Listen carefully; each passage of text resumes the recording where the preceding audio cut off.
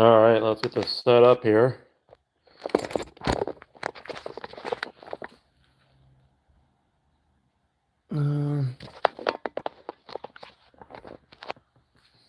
Plug that in so it charges.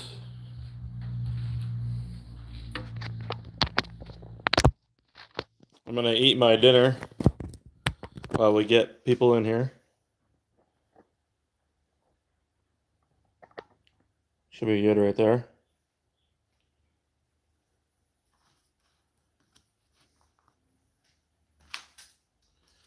All right.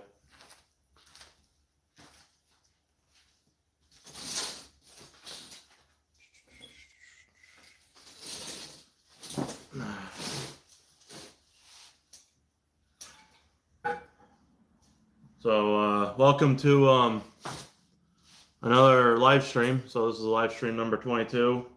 We're starting earlier to see how it goes. To get some of the UK guys in here. How you doing, Mark? How's it going?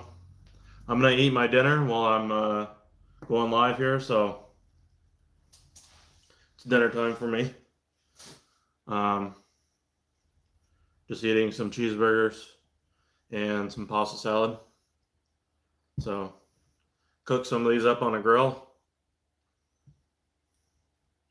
Trying to cut out some carbs again. So if you guys want to come on in, join in, eat dinner, get your drinks, whatever you need.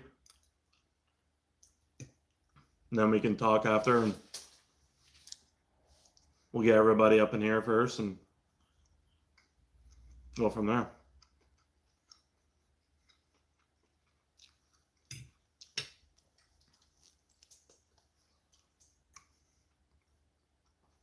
Let's see here. Today's not too bad. We're getting that wildfire smoke coming in again from Canada. Damn wildfire smoke.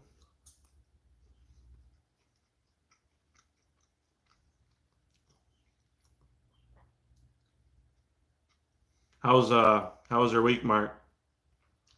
So far?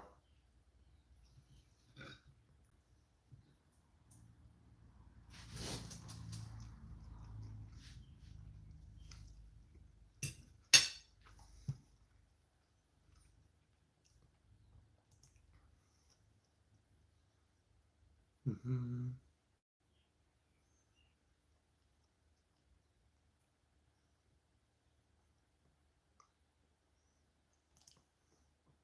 Not bad. It's good to hear.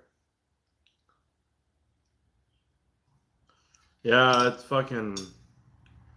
A couple years ago, we had the wildfire smoke in our whole June. The whole month of June was bad. I mean, we don't have very much of a summer here as it is. So, when we don't have much of June left, I mean, and you got July and August. That's it. September starts going downhill.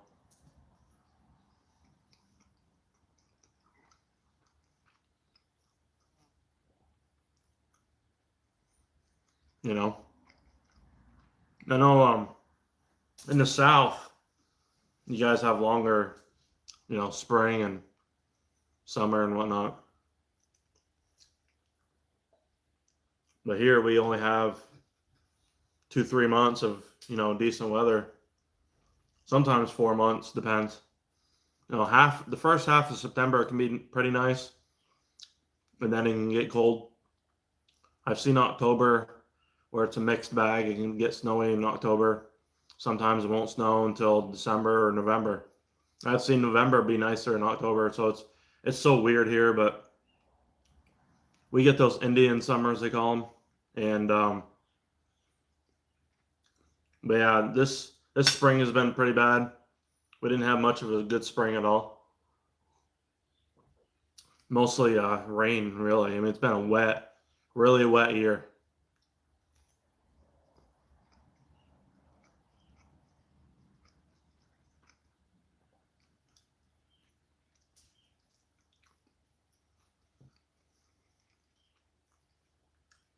Well, these turned out really good. Cook these bad boys on the grill. Look at that.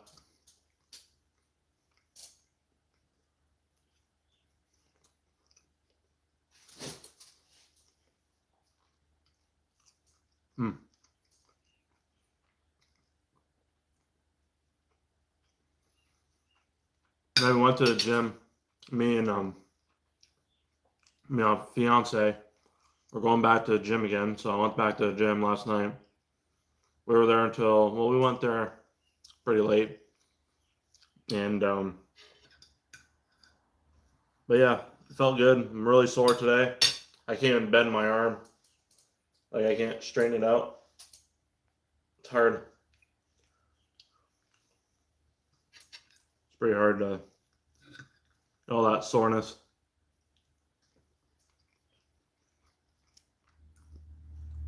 Feels good though.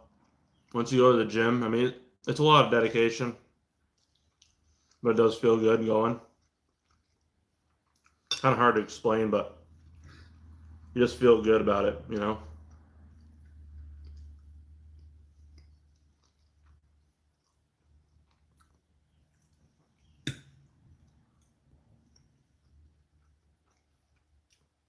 But yeah, that wildfire smoke from Canada, I think it went down to like Florida and some shit. Because there's like a north wind. Like the way the jet stream was moving, carried it all the way down, pretty far south. So it might have not been, I don't think it was as bad as it was here. Like we have it pretty bad even right now. I woke up this morning, my throat was like all lumpy and everything.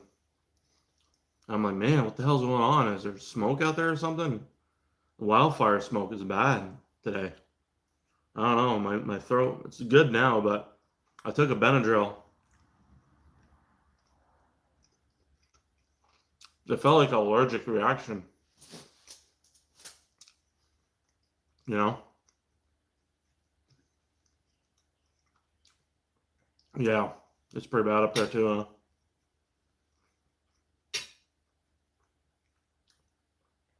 Like, I don't even know if it's supposed to be like cloudy right now. It looks cloudy.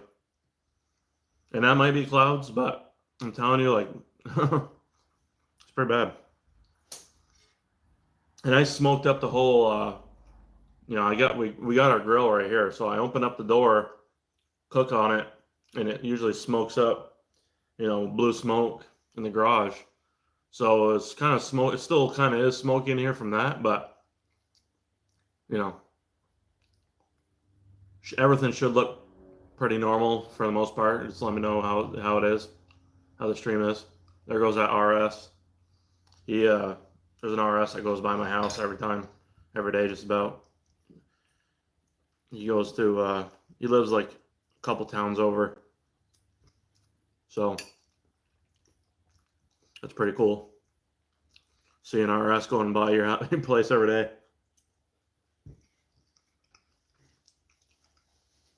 You don't see very many of them around here, so that's why,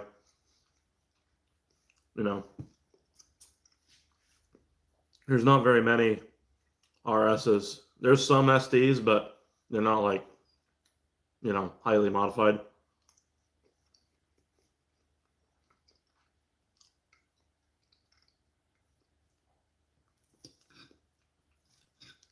So what are you guys having for dinner tonight?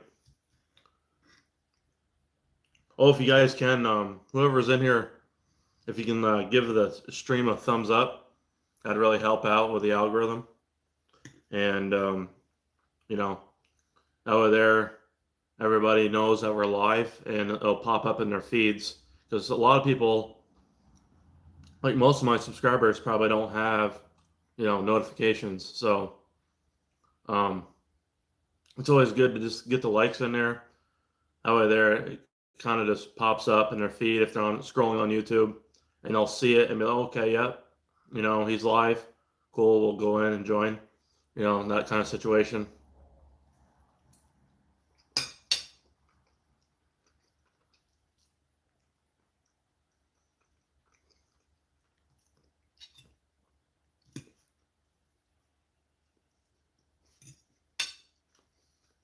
I know some of you guys aren't able to give a thumbs up because of the device or something. I don't know. In some cases, I know a lot of you guys can do it, which is fine. No big deal.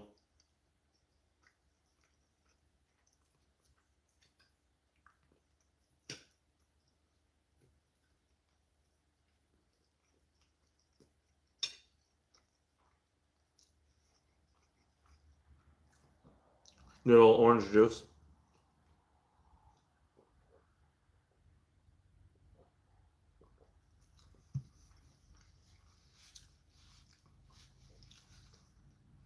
That's a good dinner.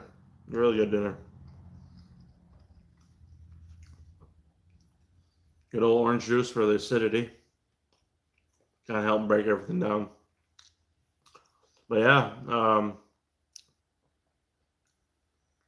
let's see how many we got. People, we got 4 people in here now, so that's awesome. If you guys want to ask any questions, you know, just let me just go in the chat and ask away. And while I finish up my dinner, we can answer questions, talk about, you know, modifying whatever, and go from there. Hey, how's it going, Arthur? How you doing? How was your week so far? I'm just finishing up dinner right now. Got some pasta salad. I cooked some cheeseburgers on the grill. So, don't mind me. Dinner time.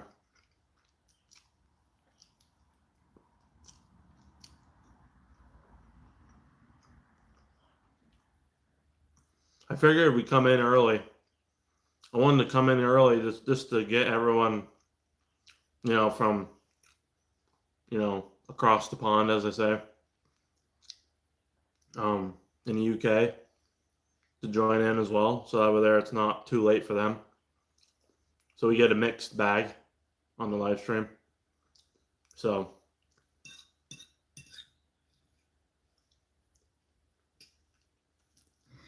always like having different people from around the world basically joining in. It's always nice to have different opinions and, you know, different builds, and you know, we talk to different kinds of people, you know.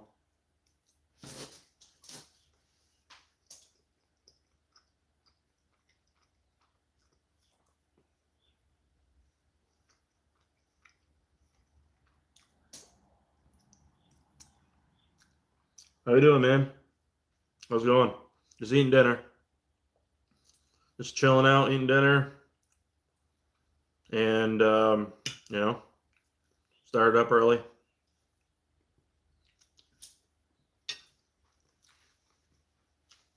Dealing with wildfire smoke from Canada.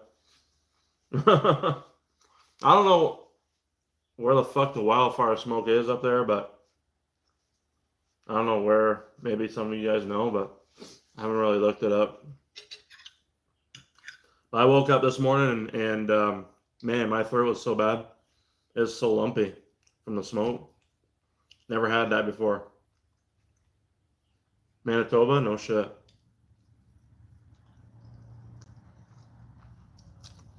Do they not get rain or what? Like, I feel like we've gotten so much rain here that there wouldn't even be any fires. But it's insane. I would think you guys get the same amount of rain as we do. No? It's crazy. I know, not last year, but the year before, 2023, June was like a wash for us. We had wildfire smoke from Canada all fucking month. It was so horrible. You know? I'm like, what the fuck? I've never seen it ever before. I don't understand how, you know what I'm saying? Like, it's insane, dude.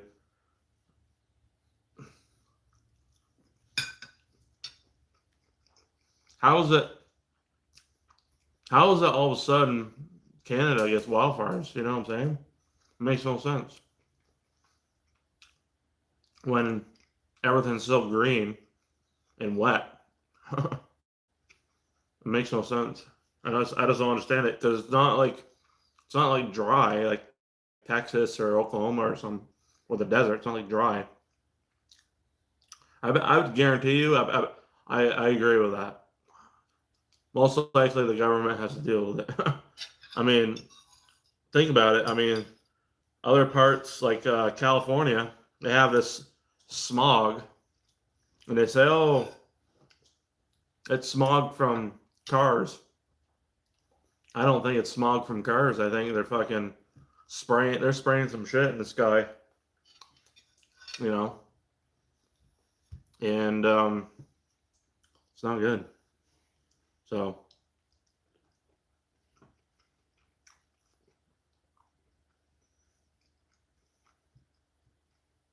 it's crazy, man.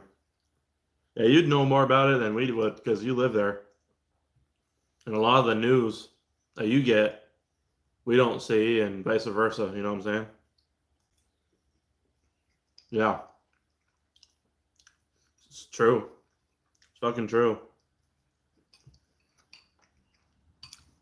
It's a sad reality, but it's true. You know what I mean?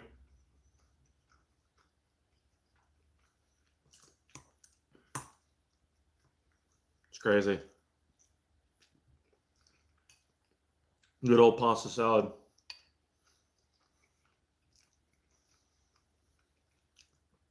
Yeah, there's a lot.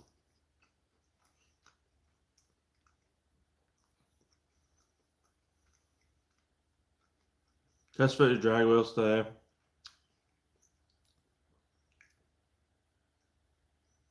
Huh. Damn. What size are they? What's the size of your drag wheels?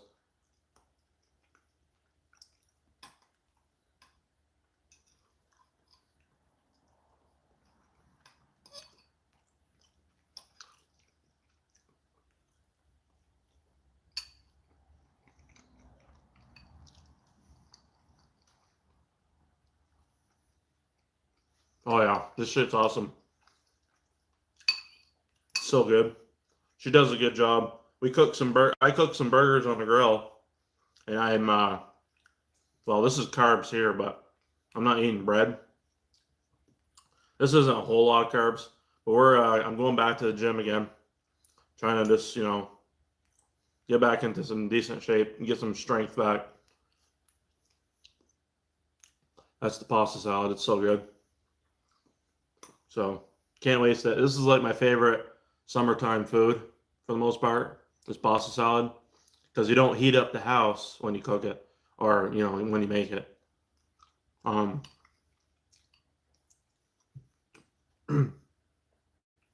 28 by 11 and a half. Really? Is it that big? 28. So that's 18 inch, yeah? 18 inch? Is that what? No. Sorry. Yeah. I think because I don't know actually. What size rim is it? 17-inch rim? Okay. That's what I meant. I had Hoosiers on mine in 2015. I was messing around with drag slicks, and there were 26 by 9.5, I think, tire. It was a Hoosier drag radial kind of thing. But yeah, the Mustang can definitely put a bigger tire on. I had 16s on mine, on my ST. It didn't spin in second gear either. That was the only time in the history of owning my car where it would not spin second gear with that tire package. It was insane. With a big turbo, not spinning in second gear feels so fucking weird. Because you always think, oh, you don't have a second gear because you spin. You roll down the road and you're literally not spinning. It's such a weird feeling.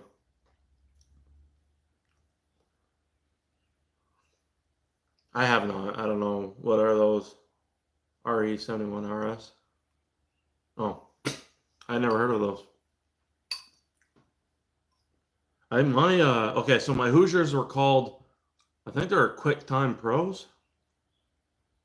QuickTime Pros. Something like that. They literally were drag slicks, but they had very little, like little bit of slot, like a little tread in them, like one on each side. Other than that, it was a slick. It was really insane. And they're a bias ply tire. They're a bias ply, so they weren't a normal radial tire. They were a bias ply tire. So they had a really soft sidewall.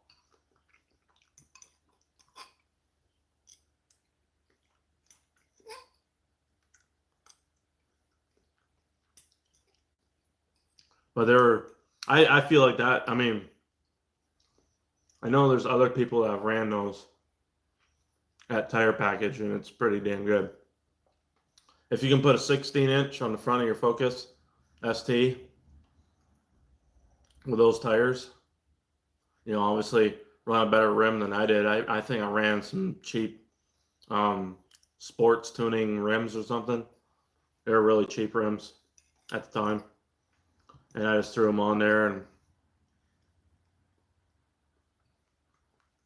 had some fun with it. I actually raced a Mustang back in the day at the drag strip. So I was big turbo, about like 350, 360 at the wheels. With the slicks, like I don't consider myself a good drag racer at all. My grandfather was a really good drag racer. We used to have a drag strip here, and they got rid of it in the 70s or 80s. And so the closest drag strip is in Naperville. I don't know if you're very familiar with that. Just Duck, Naperville. That's like 45 minutes from here. Naperville Dragway, they call it. And so that's the closest one. It's not a bad drag racing event, whatever. But it's nice there. But it was the first generation Coyote. So it was like a 2013 body style. 5.0. There's video of it. I have a video of it. It's red. There's a red and black stripe, I think. Mustang 5.0. And I don't know what was done with it. It could have been stock. I don't know. I don't think it was. I did beat him. I had my cutout open. So I had my little electronic cutout. So I was fucking loud as shit. And he got me off the line. And then I caught him. I caught him like this. And I beat him, about halfway through. Once I caught third and fourth gear, I passed him pretty easily, actually. I mean, it was not too bad. But he probably wasn't shifting good. I don't know. Maybe he wasn't a good driver. I think he wasn't good at racing. I don't know. How you doing, man? How you doing, Predator? Finally got live. Waiting for a G36. Okay. 61 AR. Nice. Forge engine, 2.0 ST. Block, yep. Ford Racing, or Ford Performance cams. Love to hear your opinion. So you are you like in Europe, or are you over here? 95 octane. Are you over here? Greece. Oh, hell yeah, brother. That's awesome. Yeah, I've been wanting to get on early to get more of the guys that are over that way where you are, Predator, like in the UK, and I want to get on earlier. That way there, it's not too late for you guys. So this is fucking awesome. Basically, all I ask for any of you guys in here are in here now, just give the stream a thumbs up, and that way there's more people that are subscribed that don't have notifications on. They'll see that we have a live stream going, and they'll join in. So that's awesome. Hopefully we don't keep you up too late. I know normally I start at 8 o'clock my time, which would be like 230 for you right now, or no, 330. It is late as fuck there, ain't that crazy? I wanted to start at 5, but I'm like, man, I haven't eaten dinner yet. I'm just finishing up now. Pasta salad. But let me see here. So the G30 is awesome. 61 AR. It's gonna spool really fast. You know, with a 61 AR, that's a fast spooling turbo. You're gonna be on a 2.3. You know, you're gonna be full boost. I mean, 3,200. You know, 3,200, if not sooner. Really. I mean, especially with a 2.3 and a 61 AR. You know, so so 95 is equivalent to, I think, our 93 or 91, maybe something like that. So what's your horsepower goals? Is it like 400 reliably, or I mean,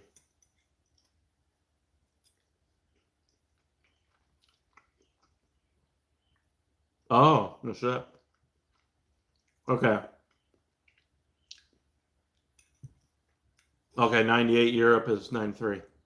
Yeah. I got it all confused. Hopefully you can understand me pretty good. I think, I don't know, there's a lot of, I mean, you know, there's a lot of people speak English out that way in Greece. I don't know. Like, I'm not 100% familiar with it, but I know it's a really fucking old place. Like, as far as like the, you know, all the Roman stuff, and really my goal of torque and after horsepower. Don't like stock turbo die. Yeah. Okay.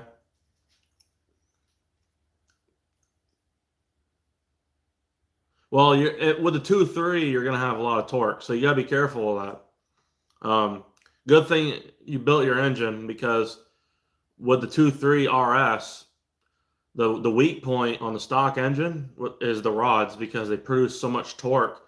Like when you do like a stage 3 tune on a RS, like I think anything above 410 or 415 foot-pounds of torque on RS is like, or 420, something like that. Over 420, I believe it's like bad on the stock rods, because it hits the spools so fast with stock turbo, and I mean, it's bad. That's why a big turbo is really, really nice for those.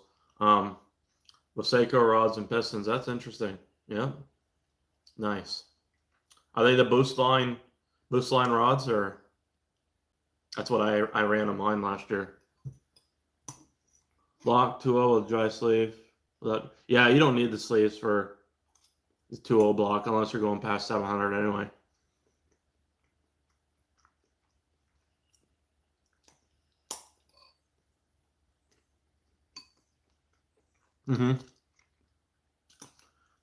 Speed Performance did a test on the 2.0 block. They got up to like 770 at the wheels until they cracked the cylinder. So the 2.0 block is tough. I mean, without sleeves, I would say you can definitely go 600, 650 at all wheel, 650 at the wheels all day long with an ST block, as long as you have it tuned good, everything's running perfect. An ST block can handle 650 all day long. Make sure you got to have a little bit of lag. My buddy Dakota ran a G30 660, and his cylinder, one of his cylinders, it's a stock 2.0, actually cracked because he was pushing like 38 pounds of boost, so that's probably part of it. But he was hitting 38 pounds boost before 4,000 RPM. Think of that. 38 pounds of boost, PSI, before 4,000 RPMs. On a G30 660, which is the same turbo you're running. I think he was running the 83 AR though. You're running a 61, so.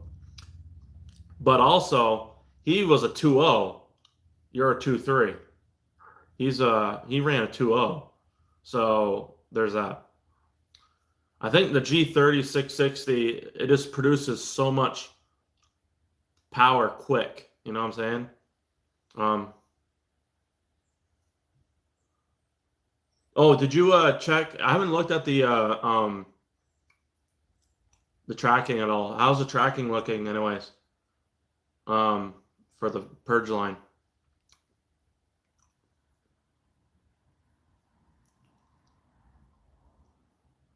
Yeah, it would be insane. 700 wheel horsepower. I mean, personally, I would if I were to do 700 at the wheels. So first of all, if you're familiar with what I had last year, basically you'd want everything that I ran last year. You know, the RS cylinder head, stage 3 cams, you know, the boost line rods with the 2.3 setup. The G35 900 is what I ran, which I think is perfect for 700. The only difference is I would want sleeves. I'd want the cylinder head O-ringed, so that way there it seals better. I would probably go with 12 millimeter head studs instead of 10 millimeter. What's 10 millimeter stock? I'd go with 12 just to have better clamping force. You know, on the RS cylinder head, of course, because you can't do 700 on an ST cylinder head. Nobody has done it yet. And then obviously, well, of course, you need the low pressure fuel pump upgraded. You know, the in the tank fuel pump. Awesome. It's in Quebec. Awesome. But yeah, you would need the 4-port injection, because XDI, you know, the high pressure fuel pump stuff can't handle any of that anyways. You would need the 4-port fuel rail, which I'm sure all you guys know what it is, right? You have your extra injectors running off a split-second controller. But Alex at Stratified coming out with a new version, so it replaces that, because they're out of business now. Split second is. So, and actually, hold on a second. I'm going to show you guys. I have a 4-port. I bought another one for I got a really good deal on it. It was like $360. I'm going to build my own 4-port kit this time. Build my own lines and stuff.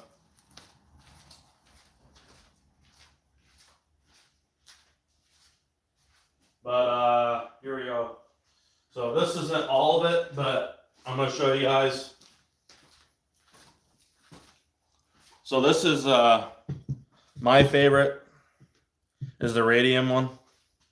Comes with the gaskets. Okay, and then your injectors are going to be a 14 millimeter gasket injectors. So top and bottom O-rings are going to be 14 millimeters. So that's what fits in these. And then I think the length is like 42.5 millimeters. This is the fuel rail. I love this. I just love this kit, the radium. So I need to get the ends for it. So I'm going to do AN fittings, and I'm going to do I'm going to create my own lines, make my own lines. I'm going to have a fitting that goes kind of like what Speed Performance has. It's going to go like this, like a 90. And then I'm going to have the fuel line probably either go, well, I don't know. I'm still contemplating what I want to do, but I'm thinking do a 90 here, maybe run the line next to this, but then it kind of maybe run it a little bit lower so it doesn't hide this.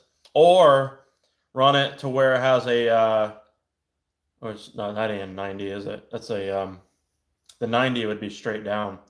I think that's a 160 or 180, the one that loops. It'd loop like this. What is that, 160 probably? Something like that. The 90 just goes straight down. So, here, actually I can show you this. So it'd be this exact size. I believe it's going to be -6 fittings. We're going to do probably. -6. We might go -8, honestly.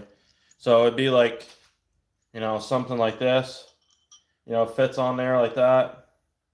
And then maybe run the line between the intake manifold and the engine. I don't know yet, but I'm thinking of, you know, how I want to do it. So that way there it looks nice, looks clean. So also, we have AirTech makes a 4-port. Oh, that's awesome. Yeah, AirTech's like the #1 stuff for you guys over there.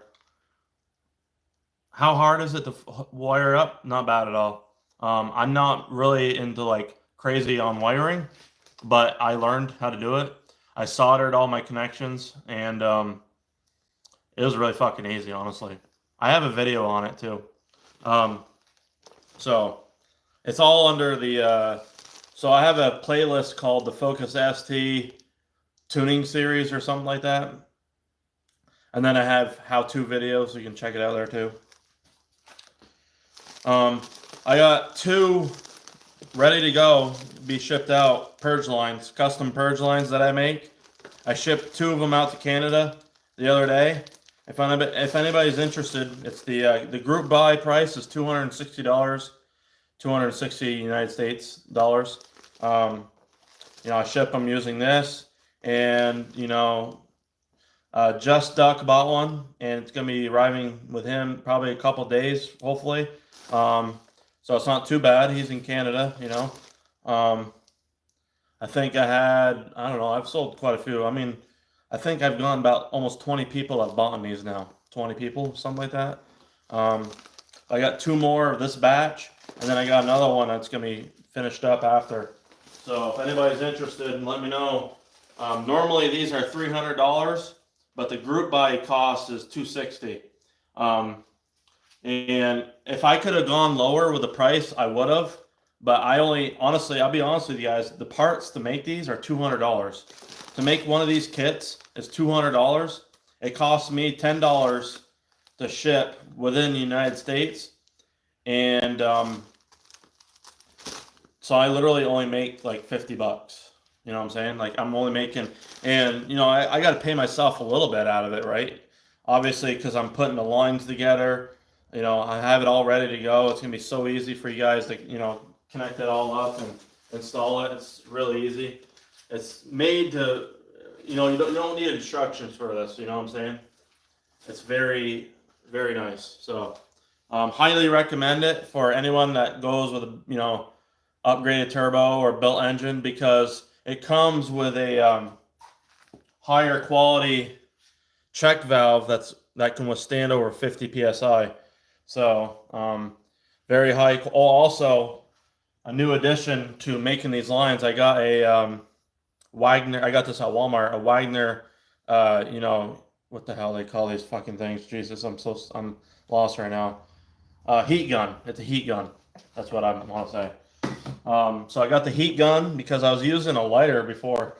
I'd literally use a lighter and just, but I wouldn't burn it. You know what I mean? I had it pretty good down to a science, but the heat gun does it so much quicker and more evenly. It makes it so much nicer. But yeah, so AN fittings. Here's the other half that's all packaged up. That's how I package it right here. So I'm gonna end up getting some, you know, tape. I'm not gonna keep using UPS tape because that's actually expensive tape for packing tape. So, and then we use high quality stainless steel clamps, fuel clamps, for ease of, say for example, your purge valve does go bad, you literally just unbolt the clamps and take it apart and just replace it. I include the box,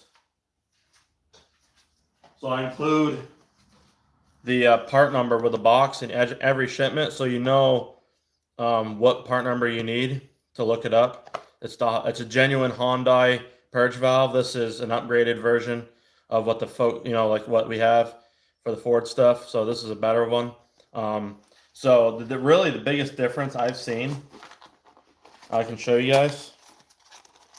And it's not a big deal, but like, so this is an OEM Ford one, right?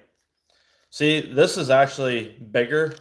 So these are 3/8 in size.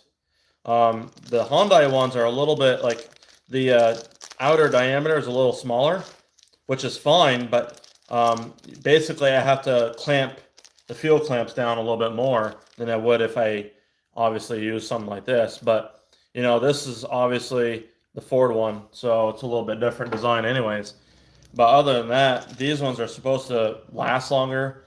And you know, when you run the fuel filter that I have supplied, the stainless steel one, it actually prevents the purge valve from getting dirty, and you know, it just makes it last longer. So you end up saving money in the long run, and that's really what I want to do, is just help you guys save money.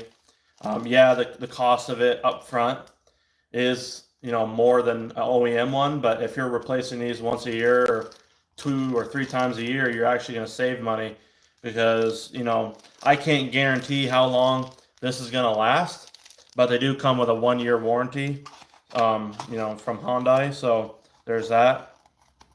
But that being said, you know, I'd like to think that one of these should last, you know, maybe 5 years. I don't know how long it'll last with the setup that I run. I don't know. I haven't torture tested it or anything. I don't drive my car a lot, so I wouldn't be able. I would be the wrong person to actually know or find out, because I don't put a lot of miles on my car to begin with. But yeah. No, my purge valve is so the one you're probably thinking of is the fluff kit. He uses a smaller um, filter that uses a bronze media, and I like to think that that's actually gonna you know, basically plug up, you know, easier versus what I use. And I also use, you know, genuine Hyundai purge valves. I'm sure he does too. I don't know what he uses. I've seen where he uses cheaper ones, but um, you know, uh, but they were basically upset that I even, you know, came out with this, because at first I made it for my car and I made the Symposer version. Then I made the long one, and I'm like, well, maybe some people will be interested in buying these. So I started making them, and you know, and they're getting upset because I have a YouTube that I'm, you know, semi successful with, and mostly just have a really good audience and, you know, a lot of supporters. And I think, you know, them guys are just upset because they're unable to do what I can do, because I've been around longer as far as the platform goes, and also they think I stole their design, but yeah, I didn't, because I just, these are my own these are my own you know, measurements, my own measurements, you know, my own fittings as far as, you know, how it's laid out. And also the fuel filter is way different. The purge valve itself is a different purge valve. So you can't, even if it was like patented by somebody, they couldn't do anything about it, because mine's still different. You know what I'm saying?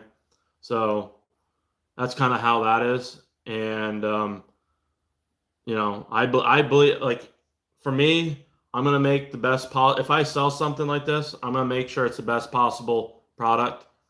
If it's good enough to go on my car, I say it's good enough to go on anybody's car. Um, but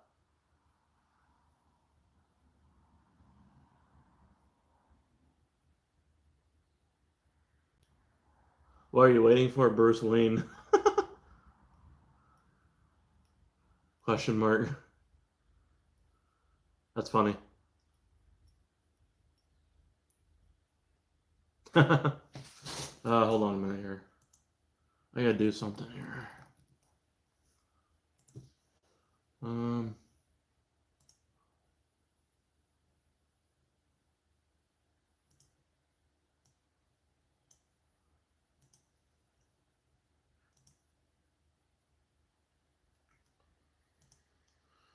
let's see.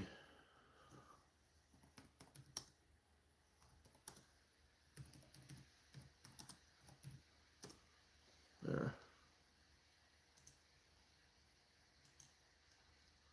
But yeah, how was everybody's week so far? And you guys got any plans this weekend? Or I don't accept. Oh, what do you got left for the build?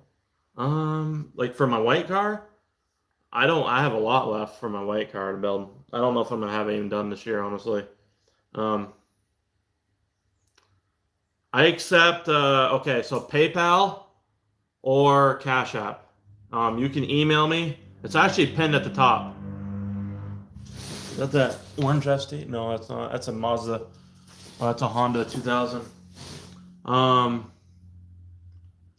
it's pinned at the top right here. Here, let me pin it again. You'll see it at the top. I pinned it Apex or Fourpex Predator. Apex Predator. Yeah, that's my email. I just feel like, I mean, it's up to you, whatever you want to do.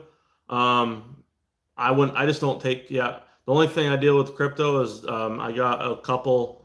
I think I have like a little bit in Shiba, and other than that, and XRP. But I don't. I wouldn't take it as a form of payment because then because really I just rather have a traditional payment. It just makes it easier because then I can turn around. Generally, what I do is when I get these sold out, I'll turn around and I'll go and buy more parts for more of these lines, and and then that's basically it. I mean, I literally put it back into the business. I don't keep any of it myself. um, that way there I can use the supplies and everything to make more and high quality stuff. Like everything is highest quality you can get. Once you get, there's a video out there too. I don't know if you've checked it out or not, but there's some videos, there's some shorts.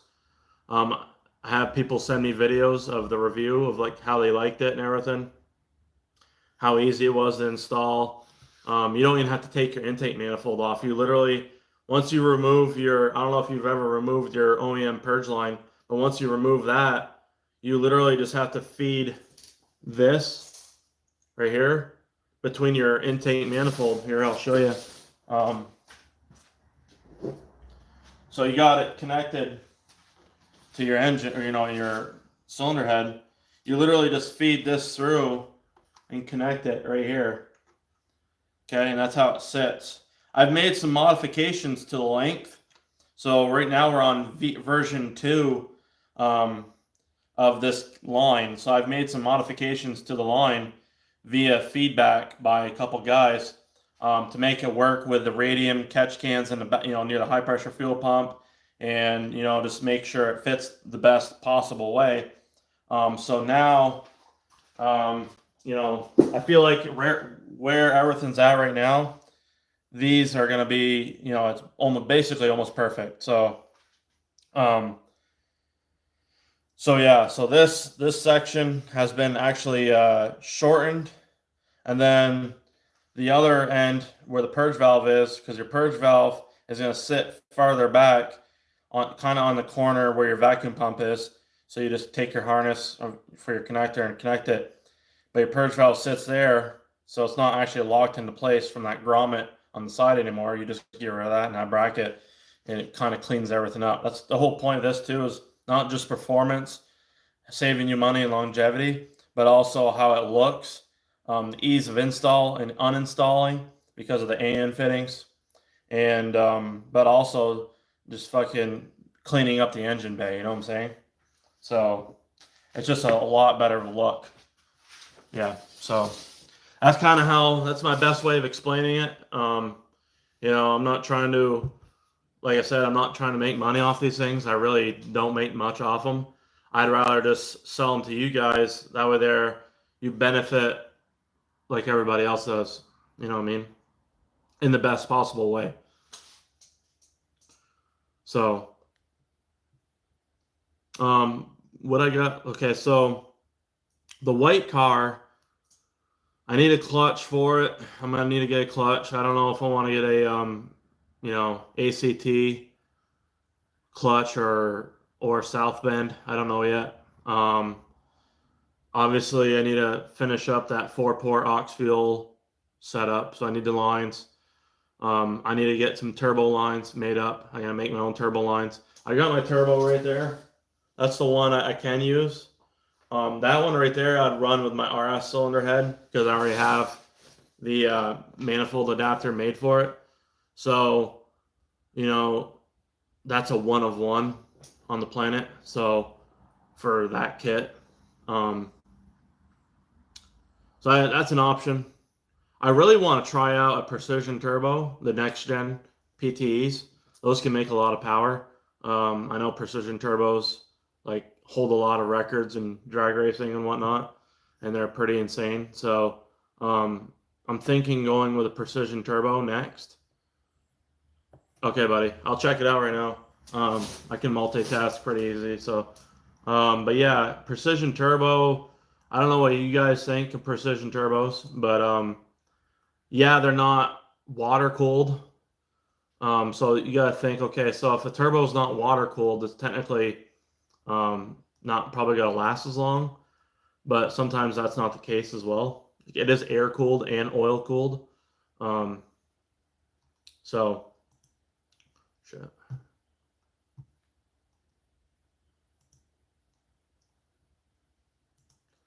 But yeah, I think the perfect size would be a 66.2 precision. So the next gen 66.2, run the stainless steel V-band inlet outlet housing that they offer. I would go bigger. I'd run the 6466, but I just don't want all that lag. You know what I'm saying? I just don't want all the lag. Like the G35 900 had some lag on paper, but it felt really good. It just hits so hard. That's why it spun the tires in third and fourth gear so easy. Other than me having bad tires, you know, like just like bad meaning like the traction rating wasn't very good on them. But let's see here.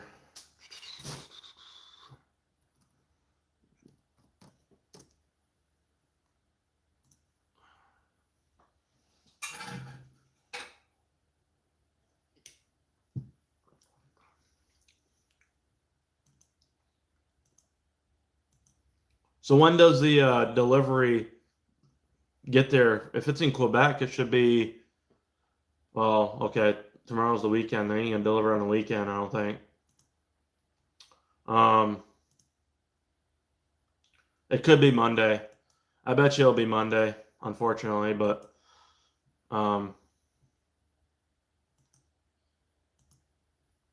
it might be Monday for that.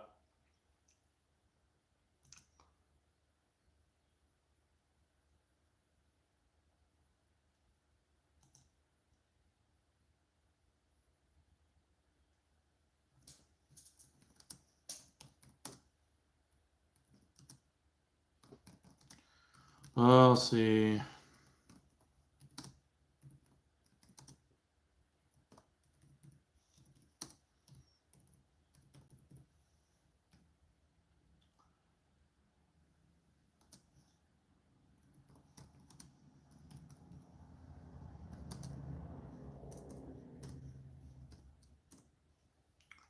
Hold on a second, boys.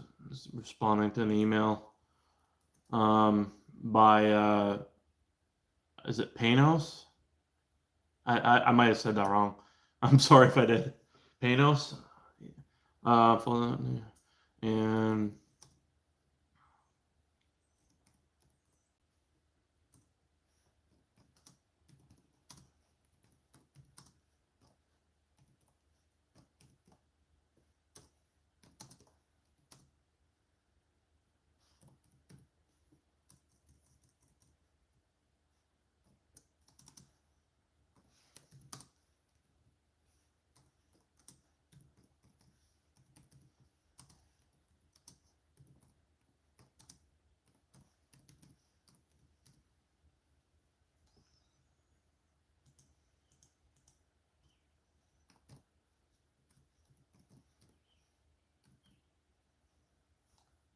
there we go.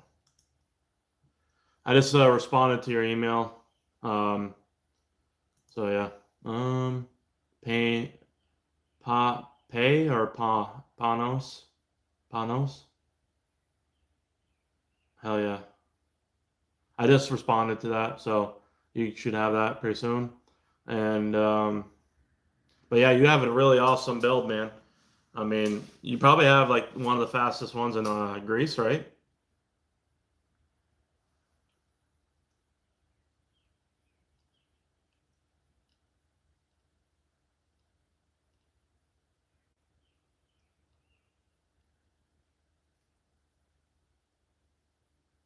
I imagine you probably have one of the fastest ones.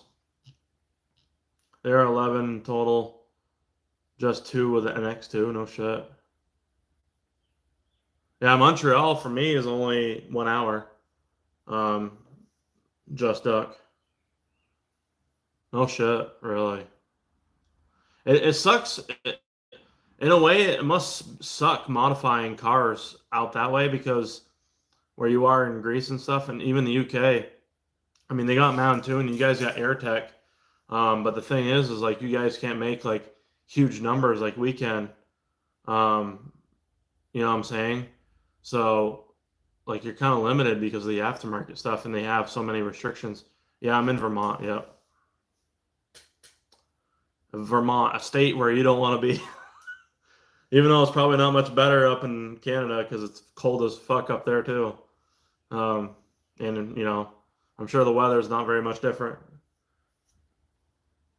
I want to go to Ontario one of these days.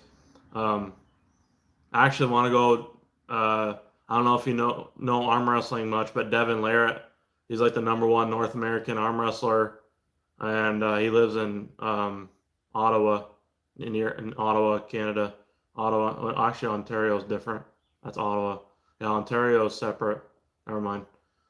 Um, yeah, so he lives in Ottawa. I think Ottawa is that in Ontario? Is that a province? Ontario is a province, right? Humidity is probably 80% today. It's pretty humid. Pretty humid.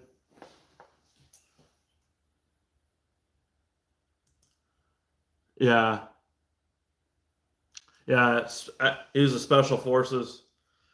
He is a beast. Yeah, he's insane. I'd love to meet him one of these days. It's like 4 hour drive to go where he is for a practice. So I've been invited. I just haven't been able to make it up there. Um, okay, yeah. How close are you to Ottawa? I think he's in Richmond, Ottawa. It's like a town called Richmond or something. I don't know. Something like that. Richmond.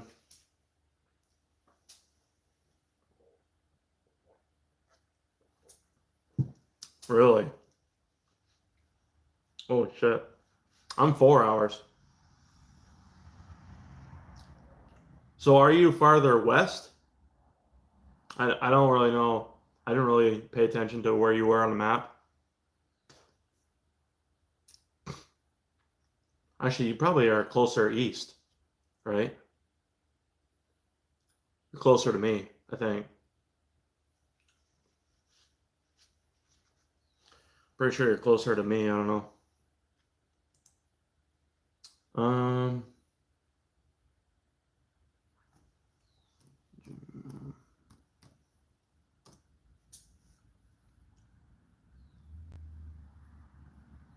Oh, okay.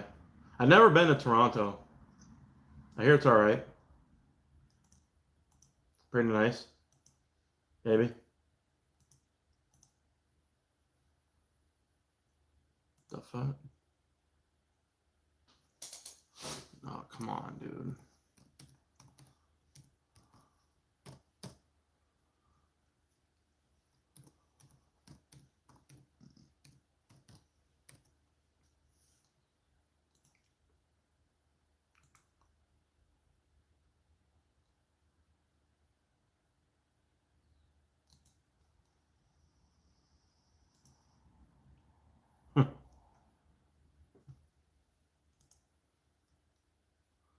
All right.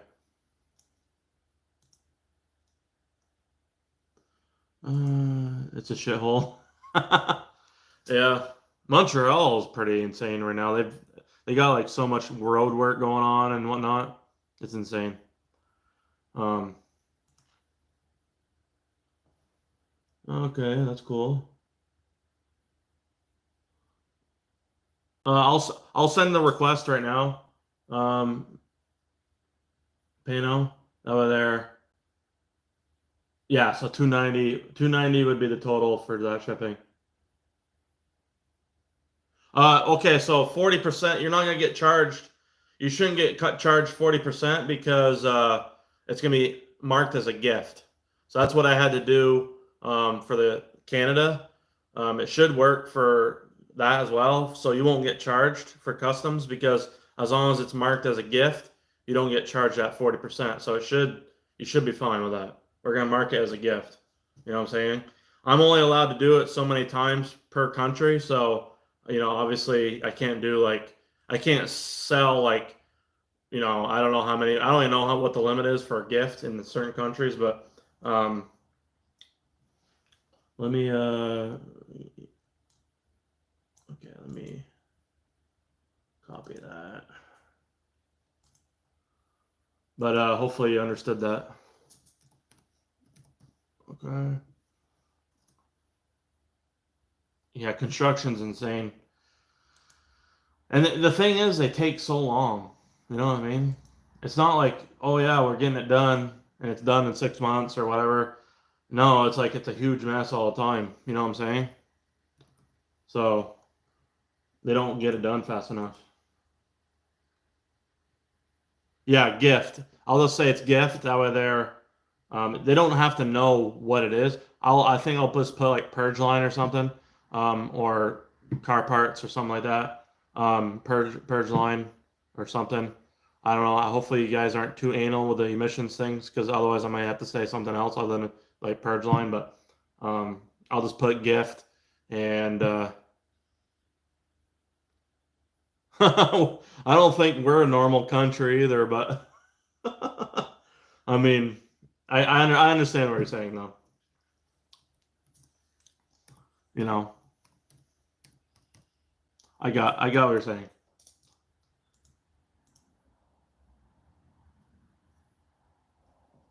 I appreciate it.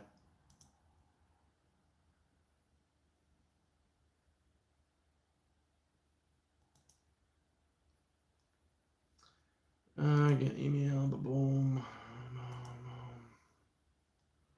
Okay.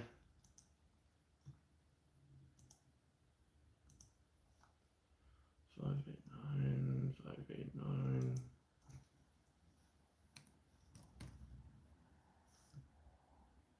I gotta do this stupid verification code crap.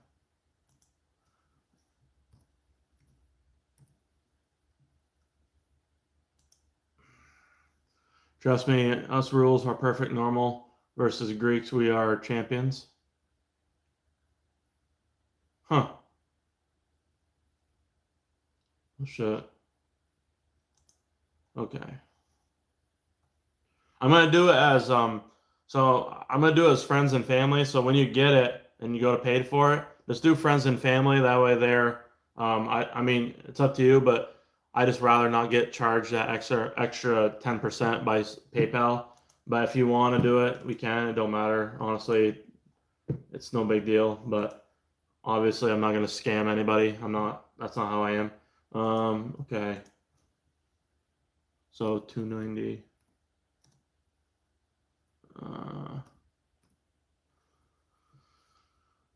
Okay. So is your well, yeah, I mean I've had my ST since 2012. I mean, I have a really good marketplace. I've sold hundreds and hundreds of parts. I have a really I think I have like a 5-star um Facebook marketplace, so but yeah, I wouldn't do anything like that to tarnish my reputation on my YouTube, and that'd be stupid. Okay, so 290 US dollars equals so you must have European. It's European money. Is that what you have? Europe. It says EUR, so it has like the weird symbol. It's 242.91 for you. Um,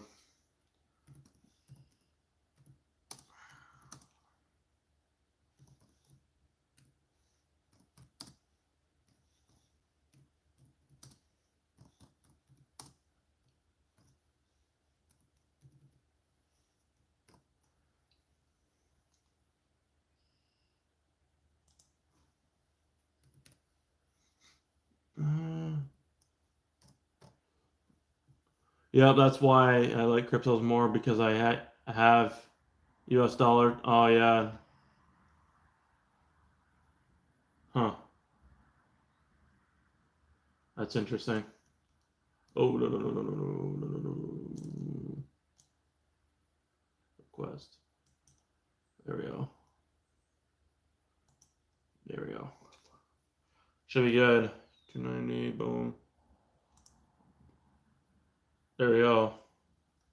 You're all set, buddy.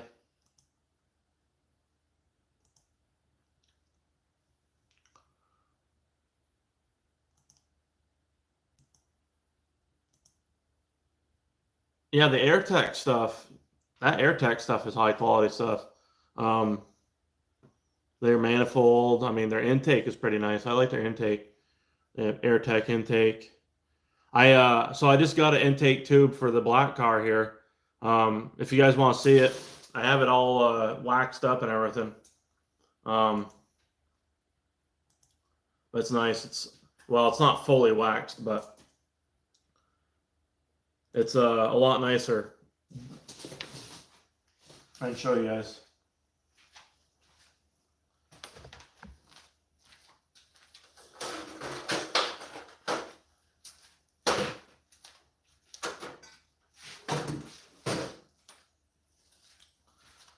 Let's see here. Take a little walk around. Kind of do our, you know. So here it is. It's hard to tell because it's dark in here, but it's so much nicer than it was. Let me turn on this light here. You guys can get an idea. Maybe that, or this thing is so much cleaner now. Look at this. I gotta fix the mid pipe in it. It's rusty, but other than that, look at this thing. Look at this. My buddy came over yesterday, and he's like, "Oh no, don't sell this. It's so nice, black. I love it." Yeah, this thing is shining right now. Look at that, shining. I think 14,000. I mean, I wouldn't take less than 12.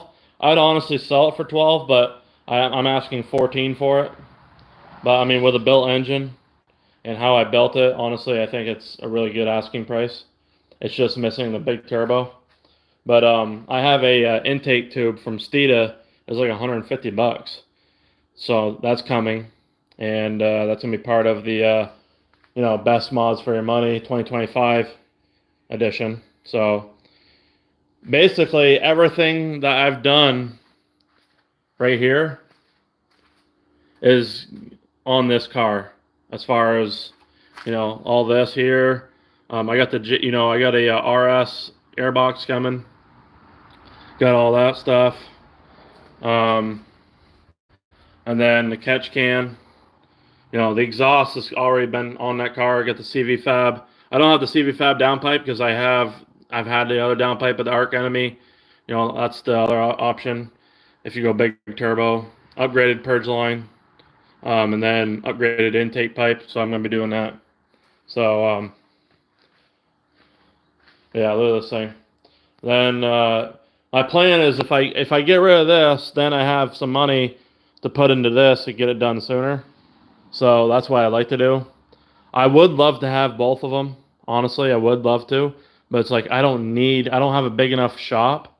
Like this is a 4-car garage, but I don't have enough room in here. You know what I'm saying?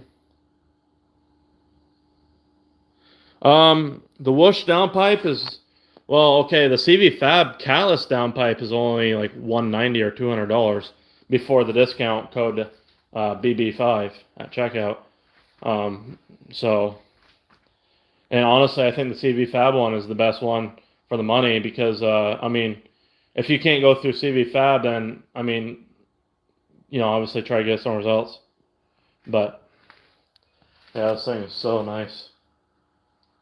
Look at that. So I clay barred it, and then I polished it, and then I did a ceramic wax, the Meguiar's. It's kind of like a half-ass wax.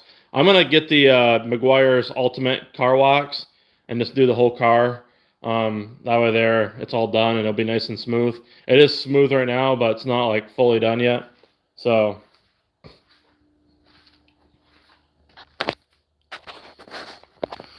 but it's getting there. All right, there we go. I need to take care of this stuff, boys. I'll be right back. Okay. Actually, I'll just put it right here. Fuck it. I don't want to leave the stream too long because then it kind of I lose, somebody saying goodbye or something. But let me see. CV Fab. Oh, the catted one is. Wait, what? Is it really that much? I thought it was $4.91. Oh, your price, right, is different. So your cost is different. That's why. It's more expensive for you, ain't it? That's crazy. I got your payment information. Fourpex Predator, got it. Thank you very much, buddy. I'm gonna put that in there.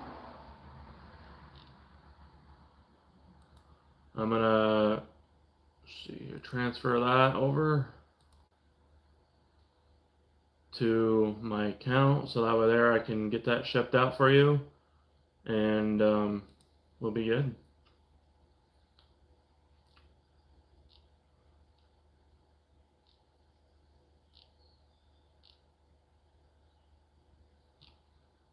Wait, what? Let's see here.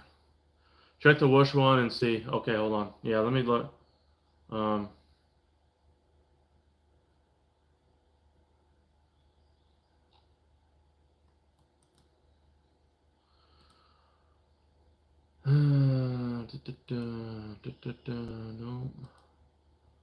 Instant.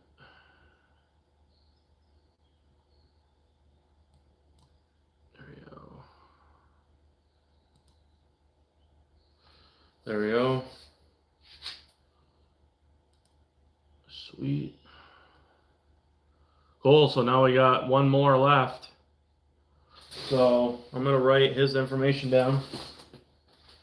So we got one more left of the Purge line. And then, well, technically we'll have two more left, but we got another one that's gonna be finished being made, but one of these have sold, so I'm gonna ship this out to you in the grease. I'm gonna put that over here, set that aside. And then this one here is set aside for anybody that wants it. And then the guns are out of stock. Really? They are? Oh man, dude. Hold on a minute. They're out of stock. I wonder, I know ESP doesn't make them anymore either. Did you try using my code to see how much you'd save, or was that the price of the CV Fab one, $591 with my code? Was that what it was? And also, couldn't you, I don't know, I mean, it's up to you, but you said you have your friend in Buffalo. Why couldn't you just give them the money? I mean, I guess it still equates to U.S. money, so you still pay the same, I guess. You're just not paying for the shipping to go to Canada. Yeah, I don't know. I mean, Catalyst is better.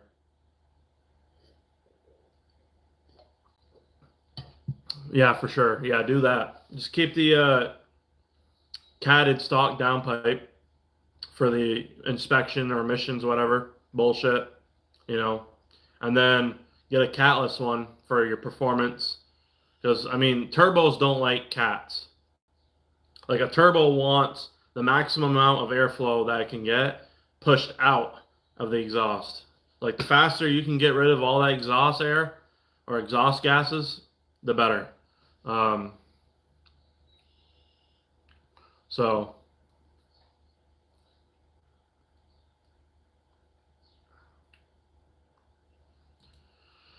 that's just the way to go. I mean, the reason why I like the CV Fab one so much is because of the fucking flex section. Other than that, if that wasn't different, then I would say, you know, it's your choice. But the CV Fab downpipes, and Whoosh used to make them like this, very similar. But the only difference is Whoosh didn't make them, and you know they weren't made by actually him. They're designed by him, but they weren't. He didn't make them in house. But anyways, the fucking flex section made by CV Fab is like it's almost like a stock style. It has like a wiring mesh, like cage style that goes over the regular stuff. I mean, it's just like, it looks more robust to me, like a stronger structure, you know, and it just, I don't know. I mean, it's hard to explain, but I'm telling, like, that's why I only back items that are either I'm going to run myself or I would run, or if it's like top notch, high quality. And that's the only time I actually like say, okay, buy this, buy that, buy this, because I've tested all these things out. Or I would test, you know, obviously the CV Fab downpipe, or buy it myself for sure. Like that kind of stuff, that's how I feel. So I'm not going to steer any of you guys in the wrong direction. It's going to be in this one direction of, you know, and it's going to save you money, and, you know, do it once, don't do it twice, kind of thing. So that's how I look at it.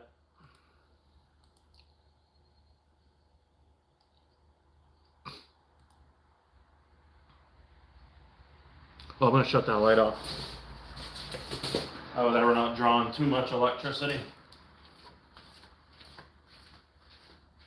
I'm a cheap bastard when it comes to certain stuff like this, so there we go.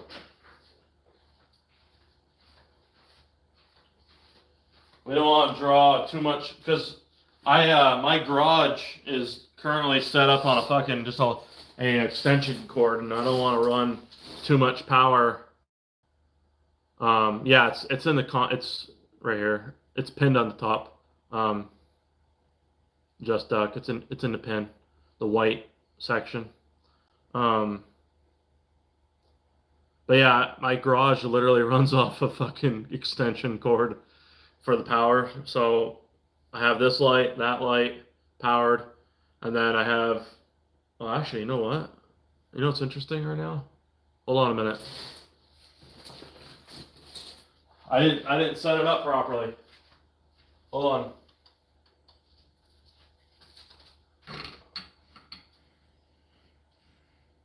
I think that's how I'm supposed to have it. Is that too dark? Maybe. I think that may be all right. Because it was too bright before. Let me see how it looks. How's that look, everyone? Does that look okay? Let me adjust this here a little bit more.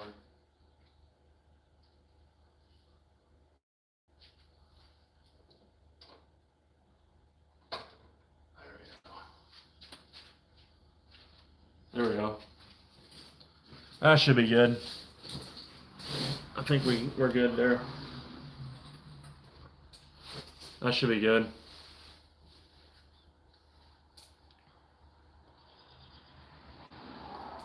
I had to drink my water. I had orange juice, and every time you drink orange juice, I feel like I'm gonna get like a canker sore because of the acid. So I just wash my mouth out with some water.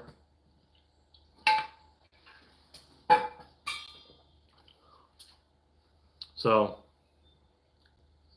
does that look better, guys? How's the lighting?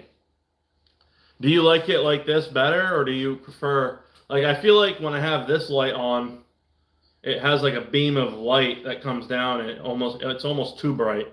But if I have that light shining this direction on the wall, it's almost perfect. Let me see. Maybe I can dial it down one. Oh, there we go. Yeah, that's all right, ain't it? Is that okay?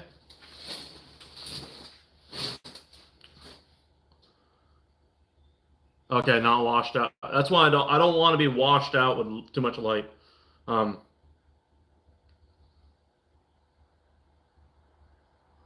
do notice it flickering though in the background now. You see that flickering on the white? I see that. That's because of that fucking light. Damn.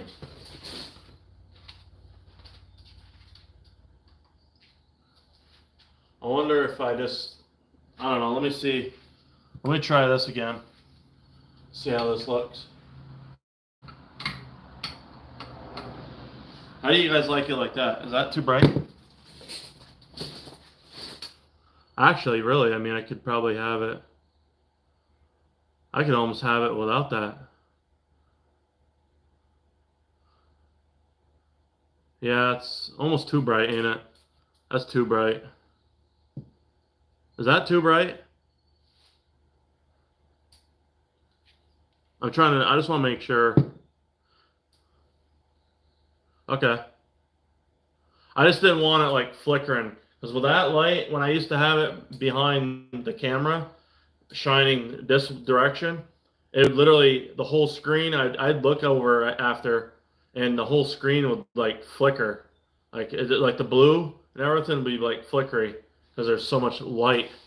So I always thought this light was too bright because of the beam, there's like a little beam. But I think a lot of it has to do with that white sign reflecting a lot of the light. So I don't know. But yeah, I appreciate the feedback. Jesse, how was your week so far? You got any plans this weekend?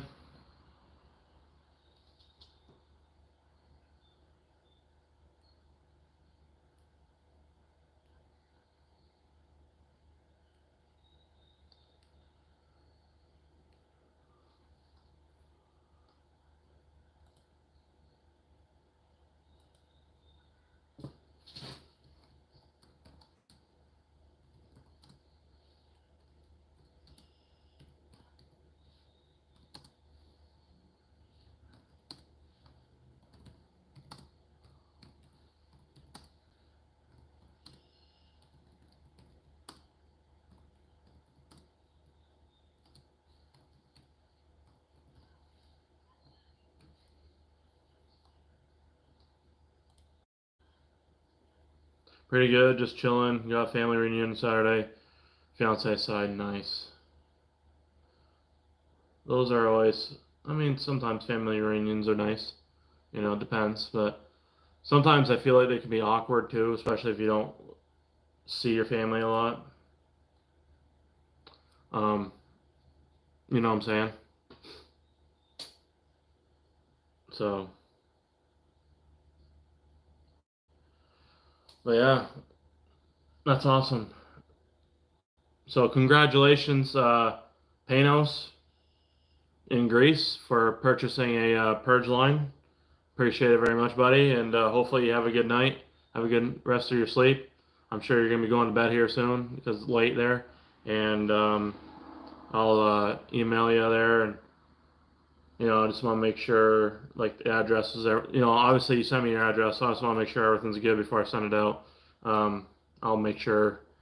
I always like to make sure like where I'm sending it. I'll actually go on Google Maps and I'll like make sure that it's your place before I send it out. That way it's perfect. It's correct. So, can you get away without it? I mean, the problem is you'll end up having a code. You're better off running a defouler on the downpipe because on the catalyst downpipe so you run it on the rear O2 sensor, the one that's for the post catalytic converter. It's basically the defouler is there to make sure it acts like you have a cat. So it tricks the system in thinking there is one there. So that's why you do it. And it just allows you to not have an engine code or engine light on, which is annoying.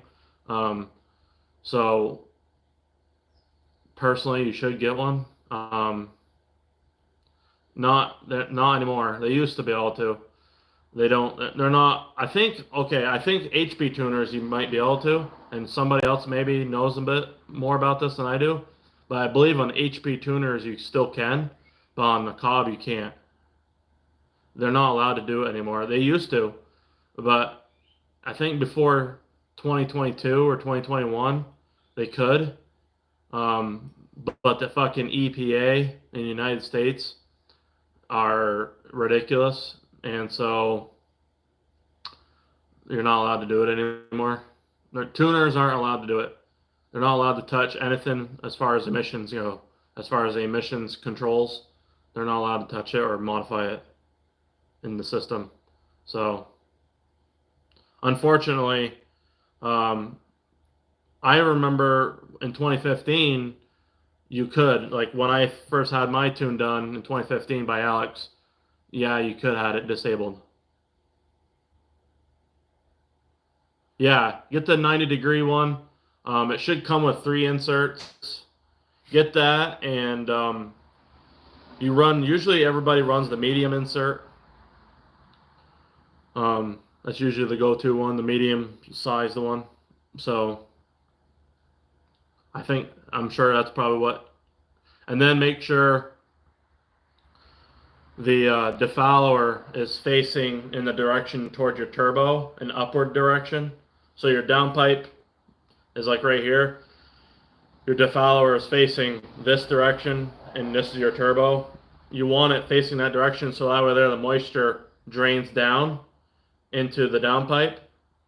You don't want it facing this direction because then it's going to build up moisture. Because it's going to be like this, right? So all the moisture is going to build up onto the O2 sensor, and it's going to throw off the readings. So you just want to make sure that you have it placed right. And I mean, common sense says to have it this way anyways, because you're literally going in the flow direction, and also the harness is the shortest distance would be that direction anyways. If you flipped it around this direction, you're literally adding more tension to the harness. So I don't know why you'd want to run it that way anyways. You know what I'm saying? But yeah, go downstream with it. Yep. Well, okay. The elbow is going downstream. Where you connect your O2 sensor is facing upstream, like toward the turbo. You know what I'm saying? Like where you connect it on the end, and then it loops down. You know what I'm saying?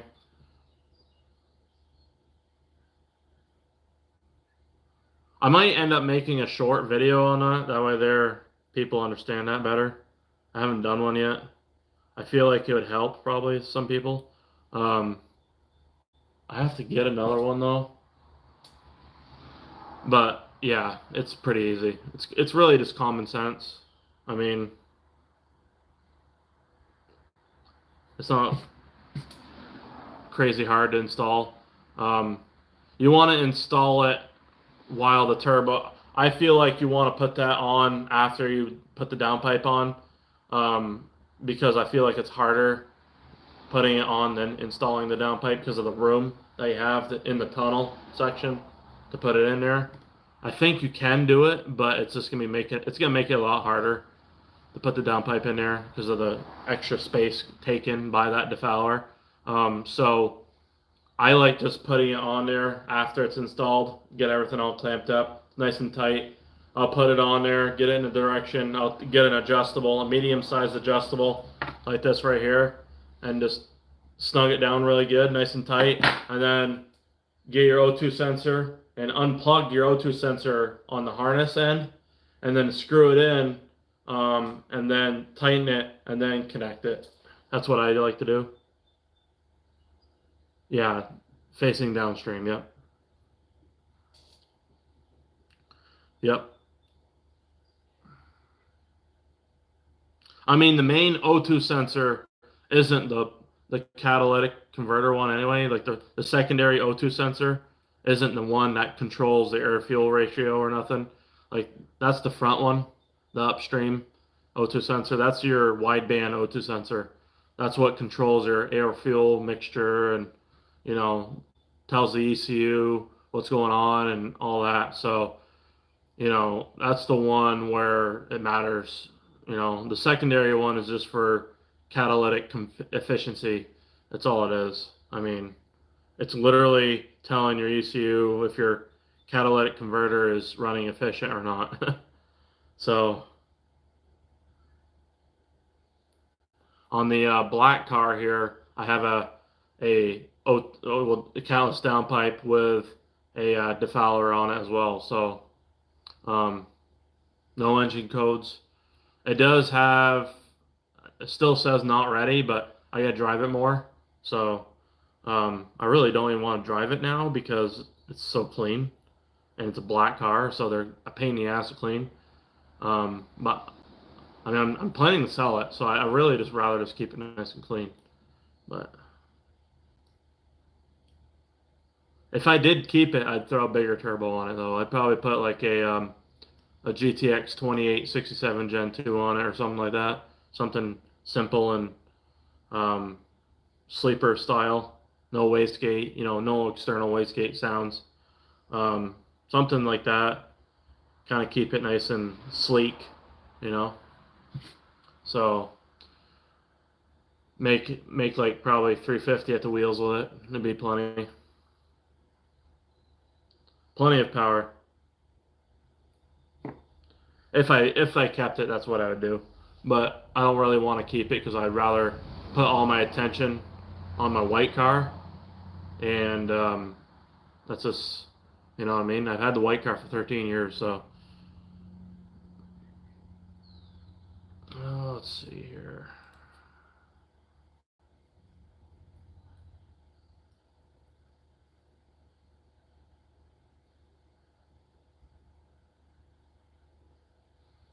Wonder.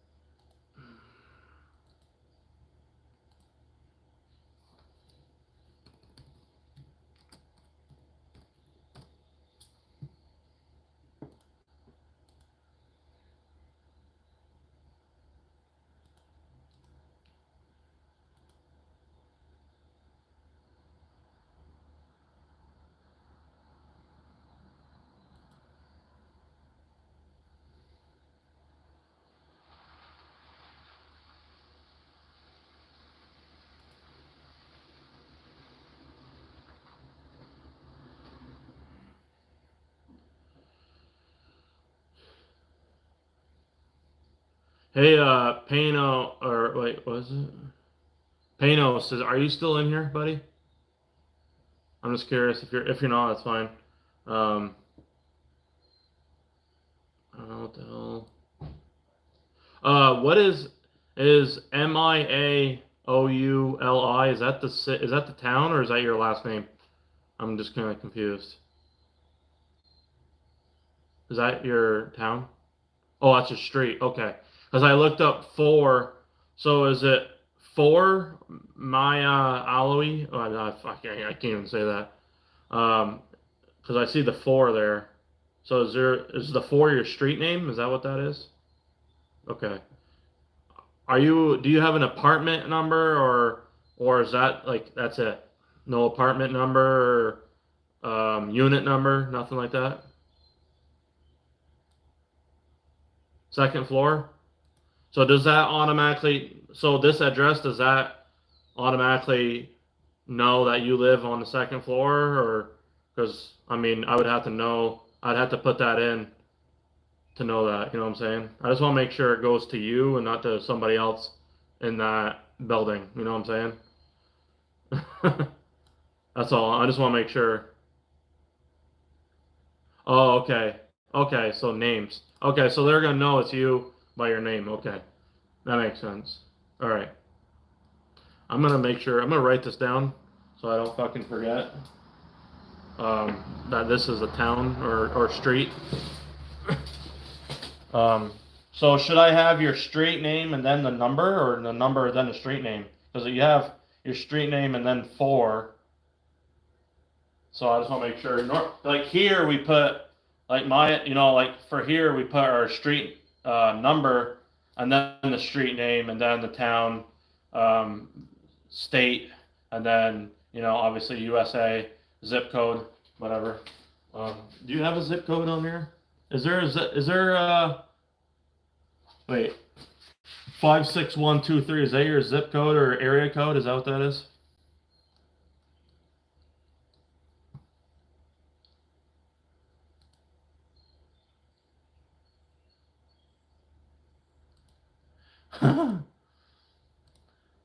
Either way, they'll understand. Okay, I just want to make sure you get. Yeah, okay, okay. I just want to make sure everything.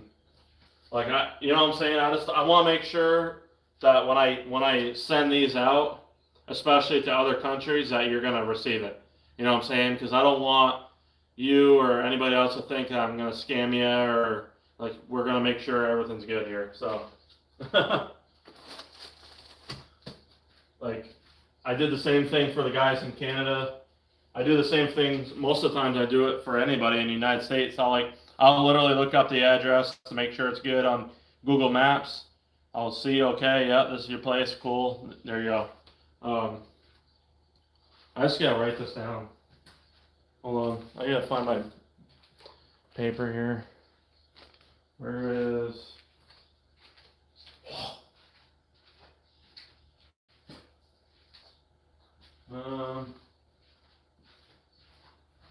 I guess I could just write this down anywheres, just to make sure. Fuck.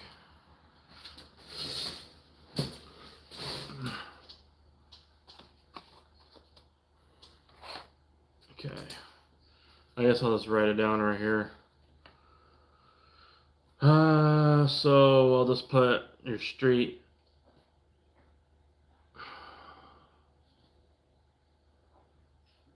Okay.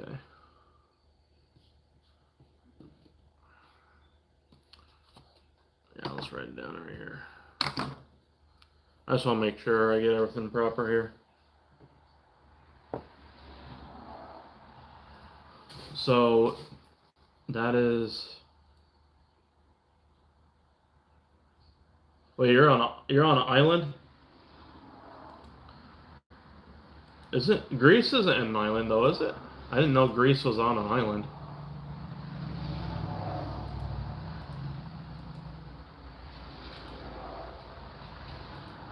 I didn't know Greece was on an island. Oh, hey, look at that. I see is that a red ST? You got a red one? You got a red ST. Wait a minute. No, that's a regular Focus right there. Holy fuck. Look at the streets. They're like really tightly packed.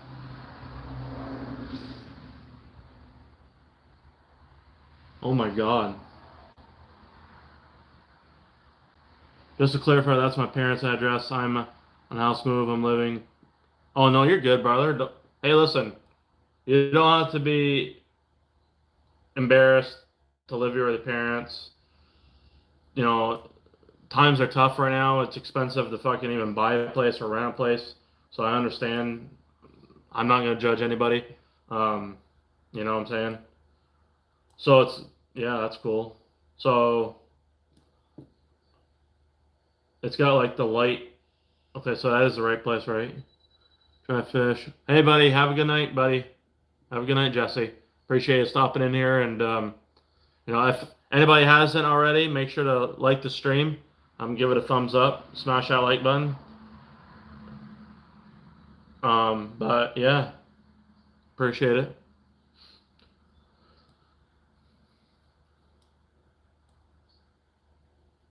Wow. Pretty neat.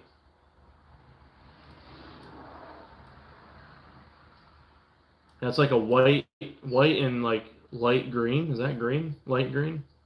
Like a teal or something color?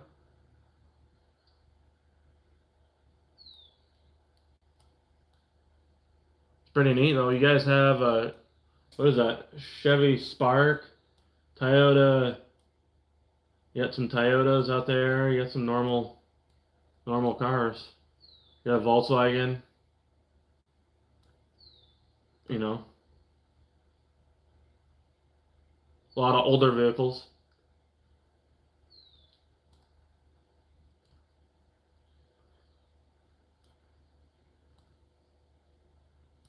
How's the weather there? Is it cold right now or is it warm?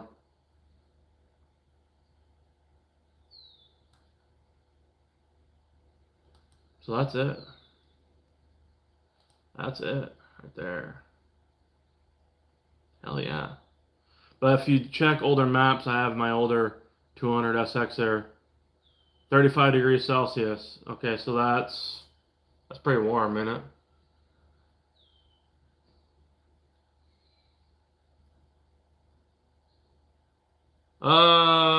35 degrees Celsius. Yeah, that's pretty warm. Yeah, I got shaft on bills. Don't worry about it, man. Just ship it out whenever you can. It don't matter. I'm not in a rush. Just send it out whenever. Um, you don't have to even send it out. Honestly, if you want to wait until like early July to send it out, that'd be perfectly fine with me. So don't do it your next paycheck. Just send it out the one after that. Early July. That'd be cool. I'm fine with that. You know what I'm saying? I'd rather just have it just to have a spare airbox, someday, because I got rid of mine on my white car. So even if I don't put it on the black car, like, and if I sell it, I'm still I don't care, because that one is kind of still okay. But I got a RS airbox top for the black car, and also I might be getting rid of the ST2/ST3 headlights that this has. I might end up selling them because I'm getting some normal smoked headlights for this black car to kind of blend in. I feel like that's going to look better than these projector style headlights. So if anybody's interested, the only thing wrong with the driver's side one, the tab that mounts it in, there's two tabs, the plastic tabs. The one that's on this side is like somehow it got broken. So it's held into place, but you have to have like a washer and a different bolt to go in there. So that's what's going on with this one right now. On the ST, it is so it's the facelift ST2/ST3 style headlights that are on this black car now. I'm getting some smoked ones from eBay. Yeah, they're basically like an ST3. Yeah, I can show you. So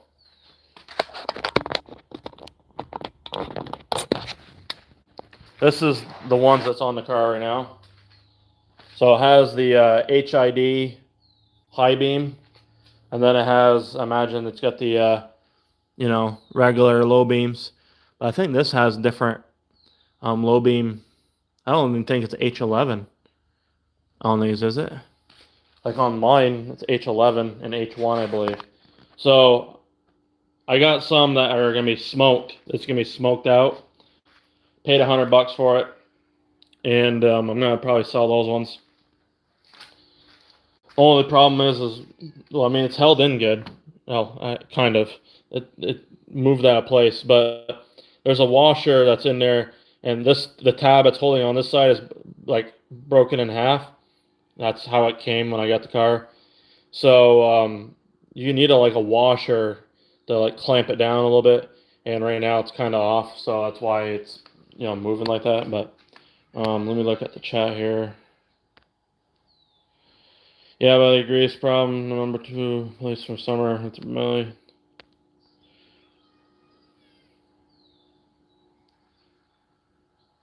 Pre-facelift like Bruce Wayne. Yeah, the Bruce Wayne. The white blur ST, Bruce Wayne. This is the Bruce Wayne ST, and this is the Dark Knight ST right here. Yeah, yeah. My headlights are hidden over there. So this is all the stuff for the white car right here. This is all my white car stuff right here.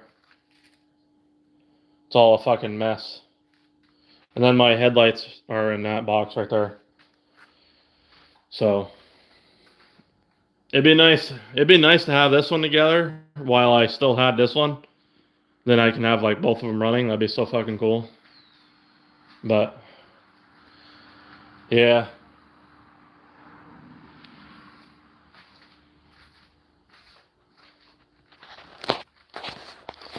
All right, let me I gotta plug my phone in so it doesn't die.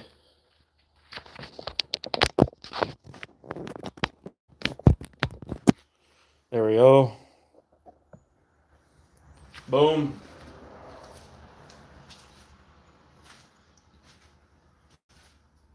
Is this it's charging okay, right?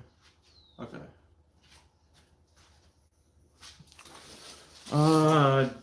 Wait, do you have any what? Mods? Do I have any mods?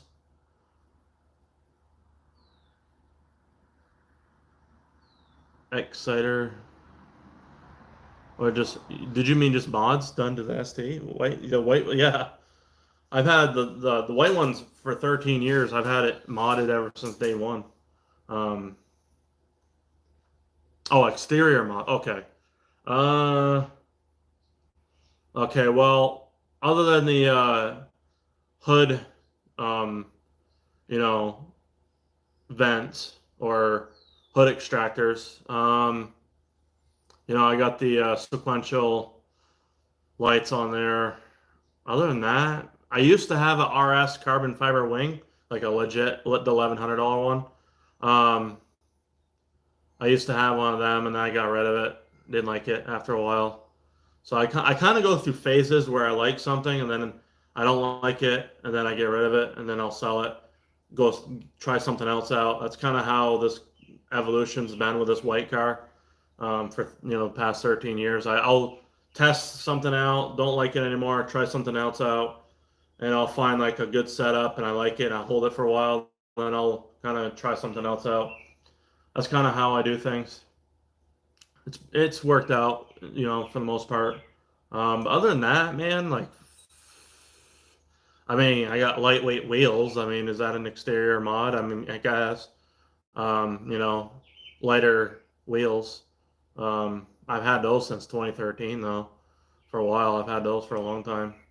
Other than that, though, nothing. I mean, I got mud flaps I had put on. I put the what are those? Rock blocks? Those are rock blocks, right? I think those are rock blocks. Mud flaps. Hey Phil, how you doing, man? How we doing, buddy? I'm gonna shut that door over there because over there's no mosquitoes that come in. Ooh, I love that RS. Oh my God. Holy shit. Wow. That is beautiful.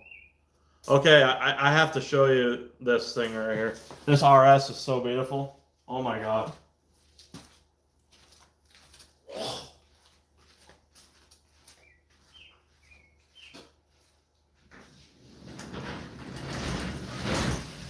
Let me just, I had to shut the door. Oh my God, look at this RS. All right, hold on. I gotta take my phone off the jack here. I gotta show you guys this. Holy shit. So this guy right here, who's in Greece, he just bought a Purge line from me. Look at this freaking RS. Isn't that beautiful or what? My God. That thing is insane. I love it. That thing is so beautiful. I love the badge they put there. RS 500 badge. You saw another one? Ooh. Yes. Does that air intake? So does that? Okay, that's the Mountoon one. Does anybody know if the AirTech one fits the ST as well for the RS or no? That thing is so nice.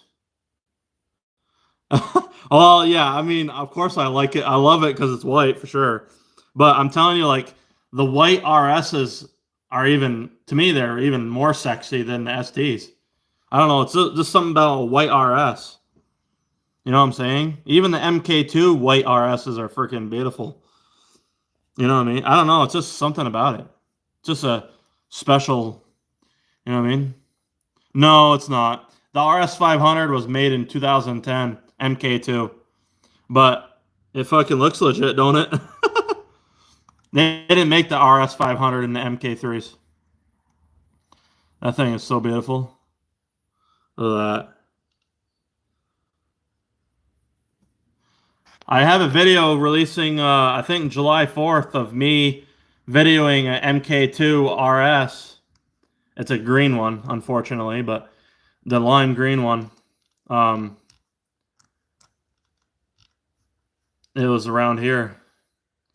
So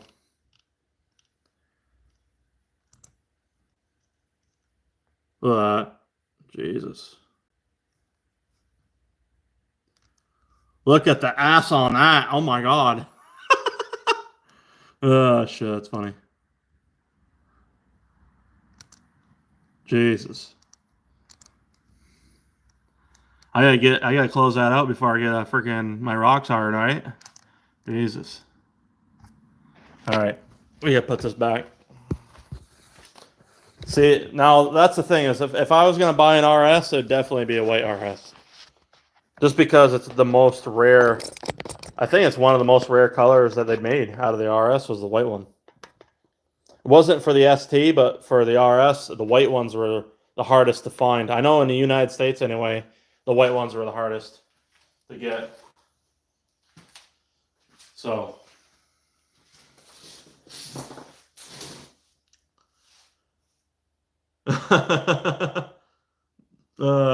Mexico got left-hand drive MK2 RS, but we didn't. Yeah, that's kind of interesting. Mexico got one. Wonder why is that? I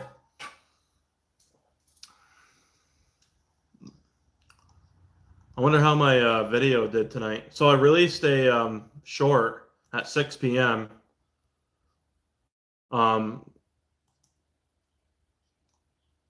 Let's see how that did. If you guys want to go over and check that out, you can. It's a short. It's actually a really good short. It's regarding how to install valve springs and valve. Oh wow, it's got 1,000 views. Go, hey everybody that's in the chat, go gas that up. Give it a comment. Go check it out. It's actually the video was actually sent to me by fucking Javin in California. He made the video of how he did it, and it's awesome. So honestly, he did a better job than what my video was. I made one like on the earlier back when I think 2024 when I first came back on my YouTube, but it wasn't like as good detailed. So I have my version. Then he sent me this video, and he said it was fine to upload. And it was going to actually come out in December. I had it scheduled out for December 8th or something like that, or 16th, because I have videos scheduled out that far, believe it or not. So what I end up doing is the original video that I was going to release tonight was actually going to be how to torque spec a ARP hardware, like the head studs and all that, like how to torque them down properly in the sequences. But I end up moving that one to December and moved this one up closer because there's somebody that actually wanted a video explaining like the valve spring install and keepers. So go gas that up quickly and come back if you guys want. Go check it out and leave a comment and give it a thumbs up, and that'll be really awesome. And obviously leave a thumbs up in the live too, and it just helps the algorithm a lot. But that's like a really helpful video right there. I mean, I can't believe it got 1,000 views. That's insane.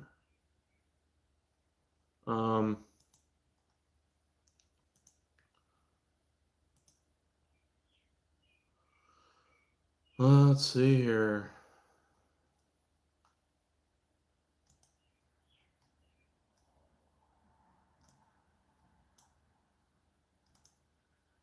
All right.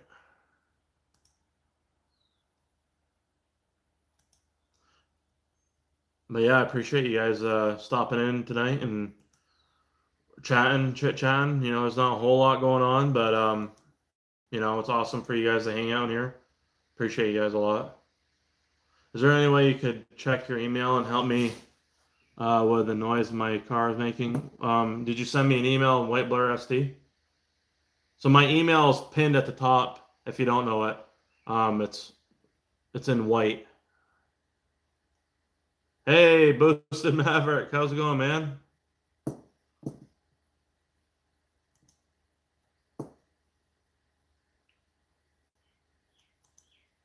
How you doing tonight? How was your week so far? How's Phil and Boosted and everybody else's week so far?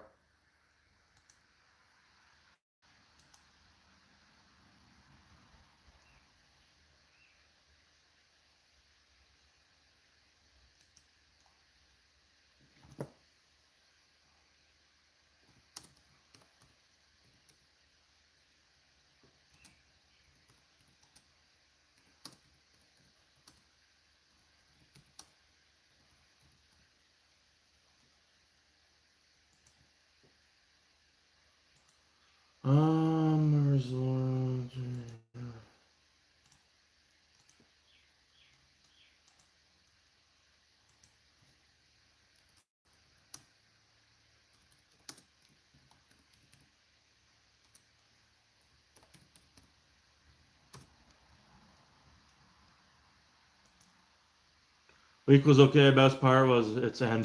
Shit. All right, let's check out my email here. Yeah, if you guys want to ever email me, if you want to know any way to contact me, just my email's at the top and it's pinned at the top on the live chat. So other than obviously trying to buy or purchase a Purge line, if you guys want to just contact me and have any questions, you can. That's no big deal. Purge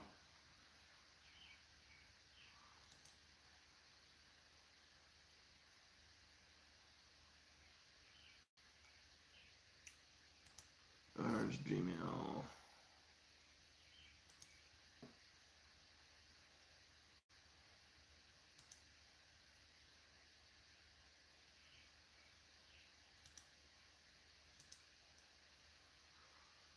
Let's see. Is it Cameron Hardy? I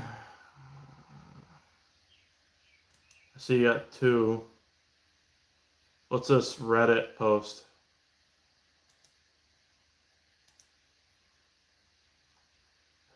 Wait, what?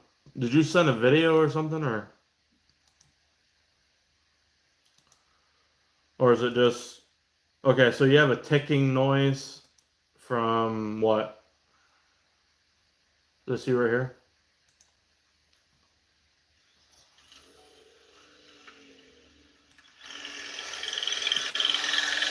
Ooh.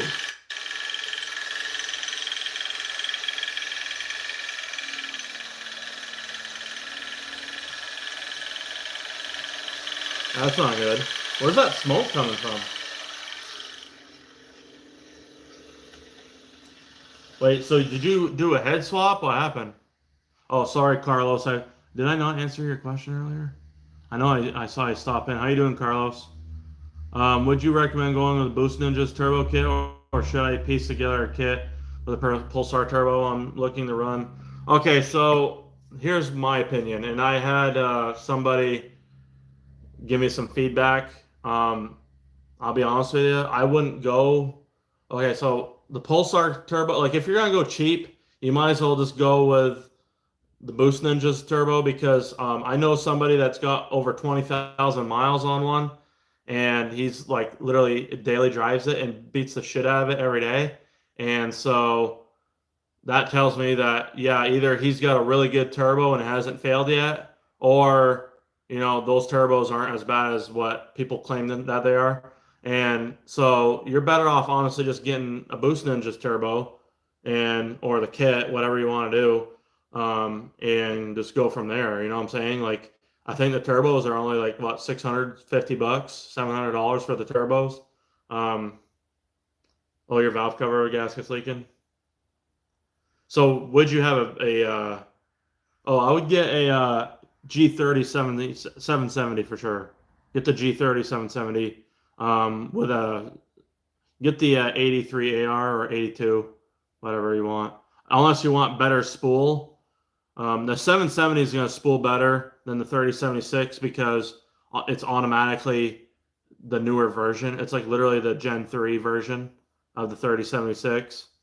That being said, the thing is with Pulsar and these cheaper turbos is they're not, even though they're dimensionally the same as a Garrett, they're not a Garrett turbo because the Garretts run higher quality motorsports, bearings and the steel cages, and the CHRA, and then also the turbine wheel material is not the same. So the turbine material designed for the Garrett G series is literally a higher temperature rated material. It's not the Inconel that is ran in the Pulsar stuff or like the older Gen 2 GTXs. It's still good stuff. It's just there's a reason why the Garrett G series turbos are expensive as they are. Probably 50% of it is the name, but the other 50% is the quality of the parts for sure.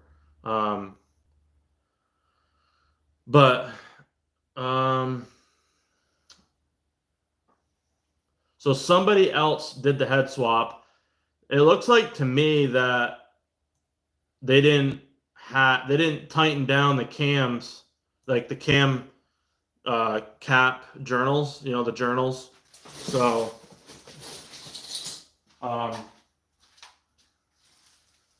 where is it? Do I have those here? So they didn't tighten down the so you got your cams that rest on your cylinder head, and then you got these journals. I call them cam cap journals. They have 2 bolts, 1 bolt on each side. It sounds like to me, that sounds like a cam that's like loose or something. I don't know.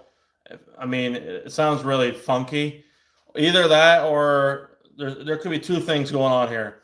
They didn't, because there's a certain way to tighten those down, those cam cap journals, in a certain pattern. It's in the Ford booklet. So if you didn't follow that, like, you got to torque it down in a certain way, in a certain order. That way there it's evenly torqued down, spread out. And also that way there it doesn't put pressure on one end or the other. And also the other thing it could be is if he swapped the buckets out and he didn't do the valve lash properly, then you probably have a bucket that's too tight and it's just making all that extra noise on the cam, on the lobe. So that's what it sounds like, a cam sound for me. That's what it sounds like. It sounds like a cam is running too tight on the bucket, the lifter bucket. Or I don't think it'd be loose. I don't think anything is loose in there. But it doesn't sound like it was done right, if that makes sense. Where are you located, Globus? In Greece, I bought $1,800 Garrett G30, $500 Turbo Smart. Yeah, that's cheap. No shit. Really, that cheap?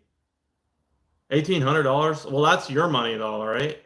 For us, it'd be, so a G30 770 or 660 is probably only a couple $100 difference. If not the same price here. But I think they're about $2,700 for the turbo, just for the turbo. Oh, you're in Texas. You're in my favorite state. We're going to Texas here again this month. I love fucking Texas. I've been there so many times. I love it. So we're gonna go to Waco for the third time, going to the Dr. Pepper factory. I love the Dr. Pepper factory. It's a nice place. We're gonna bring the kids there. Then we're gonna go to Dallas. I'm not a huge fan of like Dallas or Houston. Austin is getting really big now, so I'm not like a huge fan of Austin, even though Austin is a nice city. It's just a lot of people from California are coming in, and I hate to see it get ruined, honestly, but it is whatever. But I love Texas as a whole. It's my favorite state. Okay, I don't know if you remember me, but I was rebuilding my motor from the cylinder head. Okay. Yeah, I've been there. I went there. We went there in I mean, I've been there in August. I like it. It's dry. It's like a dry. Well, it depends what part of Texas you're talking about, because Texas has like four fucking different climates. You got the desert side, which is dry heat. Then you get the center, which is like the plains. High. You get the plains, the plains or Central Plains desert, and then you got kind of the upper near Amarillo. That's kind of like the high plains. Still a little dry, but not too bad. You get a lot more storms up that way. And then you got the coastal area where the Gulf Coast, that's a lot of the humidity is over there. And then you got the eastern side up north near Dallas, which is, I'm not a huge fan of the eastern side. I mean, it's all right. I like it. It's still better in here. Oh, you're pretty close to Waco. Are you close to Killeen, or Killeen's like an hour south of Waco? But yeah, I like it out there. I mean, I've been there. I went through Dallas when it was like 105, and it was pretty humid. But honestly, it didn't bother me. 105, 109 doesn't bother me. I worked in a milk plant, and it was always hot as fuck in there. So I mean, I was used to it. So I'm not. It doesn't really, honestly, it doesn't bother me. Um, it's plugged in right now and good, but my car is overboosting a lot. It's actually pushing 35. Holy fuck. It's not good. I was wondering if you can help out. Okay, hold on. So anybody that's in here that's just coming in, if you can smash the thumbs up button or the like button, that way there it helps the algorithm with YouTube. It's getting more people like you guys in here to help, notify you guys. That way there, I'm live and others can come in and join the chat. Somebody new could come in and be like, oh, hey, this is cool, whatever. We can hang out and chill out. It's getting busier now. That's 8 o'clock. Don't try to push it, but because I don't want to blow it up. Yeah, 35 pounds of boost is a lot of boost. I'm North Austin pretty much. Oh, so you're near fucking Round Rock area, maybe? Near Round Rock, probably. Or close to it. Thank you kindly, Webbler, appreciate it. Okay, it was lean toward. Yeah, but you can get the T51 mod done on the Boost Ninjas turbo. You just have to send the turbo. You got to take the compressor housing off and send it to APR or whoever does the T51R mod. Who's that turbo company? There's a couple turbo companies that do it, that offer it. So you can send it. You can send that out, no problem. You know what I'm saying?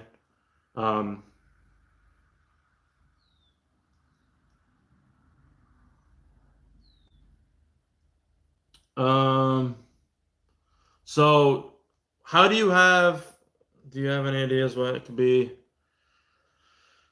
You have a Garrett Power Max and you're pushing that much boost through it? Oh my God. I think it sounds like you don't have something hooked up properly on your wastegate. You know what I'm saying? Was it a used Power Max or is it brand new? It sounds like, because I had this issue. And how do you know you're hitting 35 pounds of boost? Because the OEM 3-bar only reads the 29.2 or something like that, 29.1, which is, the maximum amount you can read on the cob access port. So I'm just curious how you know you're hitting 35. Unless you have a an actual boost gauge. 3 years? Okay. So has it acted like this the whole time, or is it just starting to do this?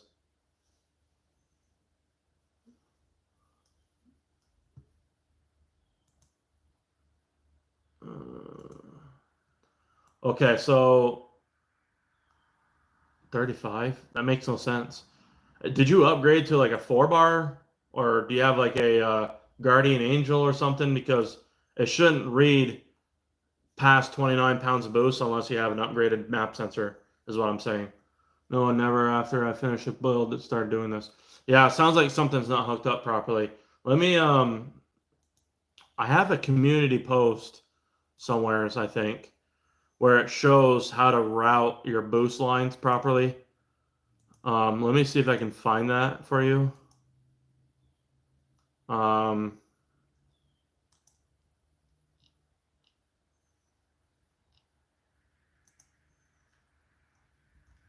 Let me see if I can find that.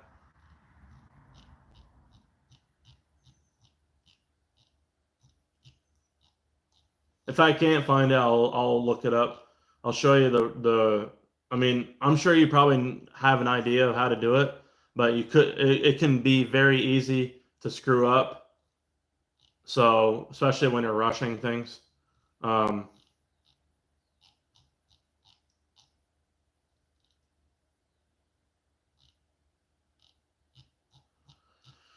let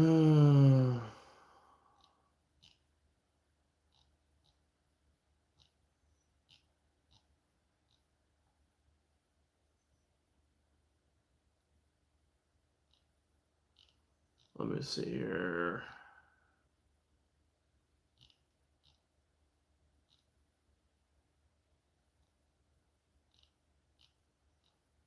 Where do we have it? We must have something here.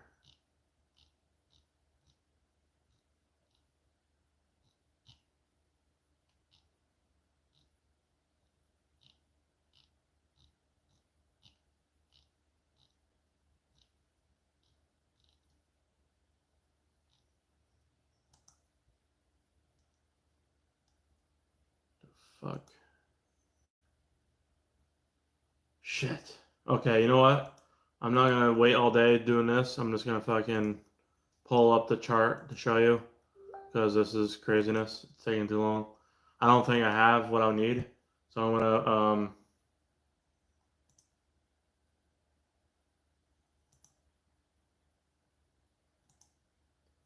just don't floor it until you get it figured out. Yeah, Rebel, I have a problem to fit the purge valve if I change manifold mount to. No, you won't have a problem at all. It has no the purge valve has plenty of clearance, and you know there's some wiggle room in there built into it. So don't. It's not like it's gonna be much different as far as like thickness from the cylinder head to the manifold. That's not a big deal. So don't worry about that. I wouldn't worry about that at all. There's no big deal there. Um, I try not to bother. I rebuild this car 3 times. I don't want to go through this thing. Yeah, it fucking sucks. Okay, so let me see if I can find something and then send a link. Um, do you know how? I mean, your wastegate and all that stuff, like how it's hooked up properly. I mean, do you have some? You obviously have a composer delete and all that stuff.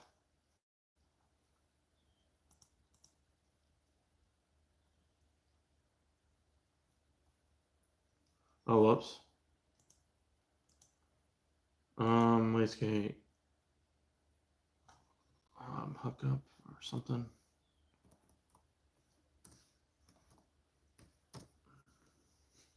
There's an image here somewhere so I can send to you. Yeah, it's right here. Okay, here it is. Well, that's one.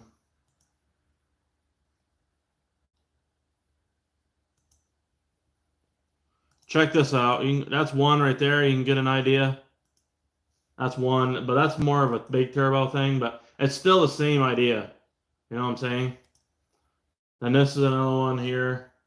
Let me see. There's a stock turbo one too, I think. Um, Here's another one. This is the best way I can kind of explain it to you.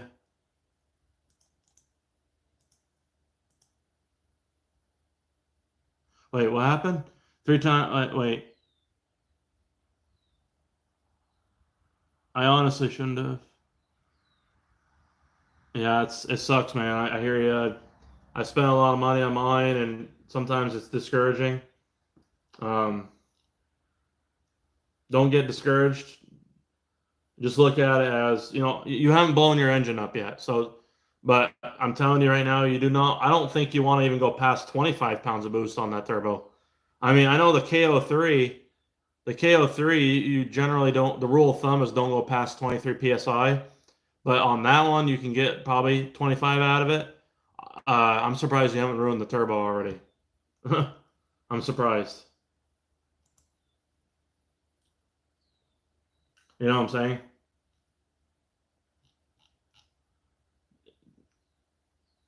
Um, personally, like, yeah, the Garrett Power Max is a nice turbo, but I personally wouldn't have gone that. I wouldn't go that route. I would rather have a like legit bigger turbo because you're still on the Garrett Power Max or any sort of hybrid turbo. You're still restricted to the gooseneck design on the turbo, and therefore you're still allowing all that back pressure to be held up in there, and then also you're restricting all that flow on your cylinder head, and it's going to cause your cylinder head to crack easier over time because now you have basically a KO3 on steroids, and it's just producing more heat because you don't have any better flow on the exhaust side, if that makes sense.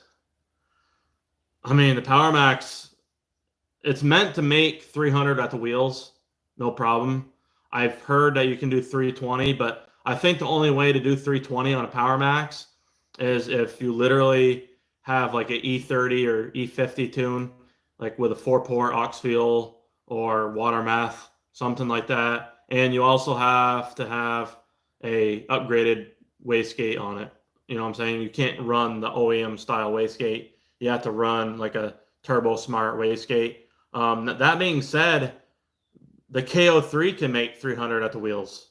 And the way to do that is literally put a Turbo Smart wastegate on it, the IWG 75, put a 12 psi spring in there, and you can literally make 300 at the wheels.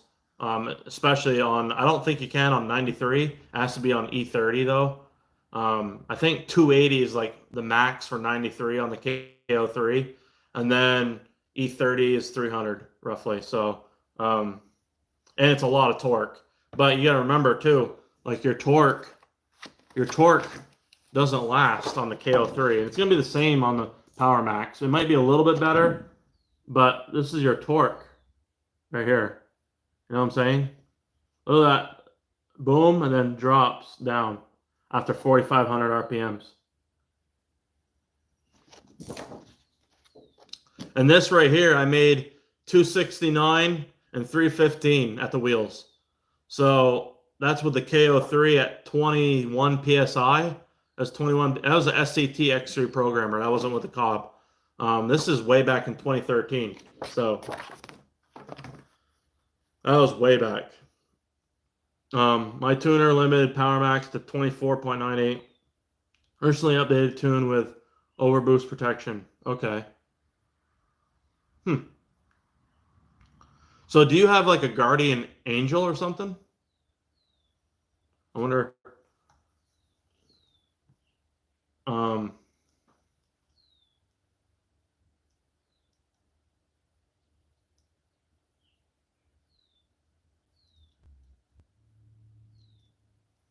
Trying to see.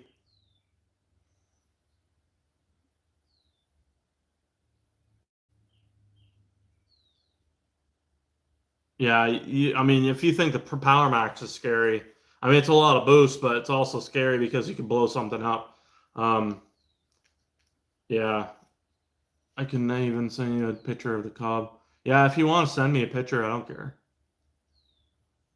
Um, I'd like to see how your wastegate's hooked up. Like, if you can look at the diagram that I sent you and then compare it to how you have it hooked up. Like, do you have your supposer deleted and all that? Like, you have your vacuum line from your supposer to your, bypass valve or your blow-off valve. That's your source of boost right there in vacuum. And then you eliminate the valve cover solenoid, which is not a boost solenoid. It's literally a solenoid for vacuum. It controls vacuum. That's all it is for the bypass valve. So the top solenoid at that point, the side, I wish I fucking had one on. It's literally you just plug off the side, leave the one that's connected to the vacuum pump, leave that one alone, and then the back one you can just take off and let it, vent to atmosphere, and just eliminate that line altogether. And then I wonder, I think I do have, hold on. I think I have my boost solenoid over here.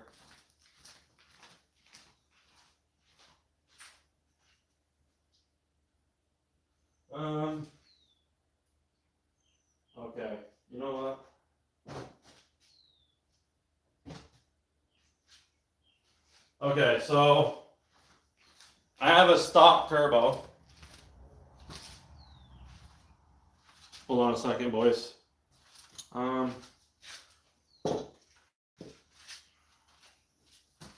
Let me put some gloves on here.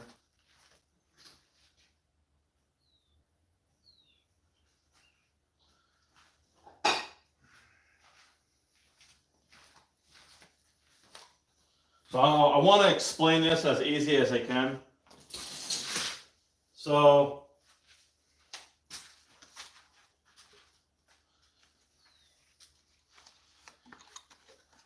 right here is your solenoid that's on the turbo. That's your stock boost solenoid on the turbo, and it should be on the Power Max the same way. It should be. So there's your connector right here. Okay, so this is your boost reference. So when my EFR over boosted to 29 pounds of boost or whatever I hit, because I couldn't see past that, this on the compressor housing was blocked off, so it wasn't supplying the boost pressure reference to the boost solenoid. So it over boosted the car. It literally would hit the peak of what I was tuned for, and then it'd go past that threshold. So I wonder for you, if you don't have it hooked up, like you don't have the right line hooked up to it, maybe that's possible. You might have them mixed up somewhere. So this here, well, actually, whoops. Yeah, no, this is the wrong one I'm referencing to. My bad. This is the compressor housing one right here that I was talking about, just if you go back on it. So this is the compressor housing one that provides the boost reference. Not this one here. This is the intake one. This one here on the compressor housing. So when mine was blocked off, I didn't unplug it. It literally overboosted, didn't provide the reference. There's a T fitting right here. Okay. So this T fitting you don't technically need. All this, I think the rest of this goes. Okay, so this goes to where the fuck is the other fitting? The other end of this go? Does it go to the top solenoid? I don't think it does it? No. This one does here. This one goes to the top solenoid. This one, because this one right here technically, well, this one right here actually you can delete. This one that's connected to the intake on the turbo, you technically don't have to have this. And this one, like on mine, I have it venting to the atmosphere. And then this one here goes to your wastegate. This is the wastegate one right here. So this one would go right here on the wastegate. See that right there? That's our wastegate one on the top. The vertical ones are wastegate. This one's vent to atmosphere or routes back to your intake tube. And then this one here goes to the valve cover one, which you technically don't need. You can literally just have it spliced together as one line. You don't have to have this T-fitting. So hopefully that makes sense.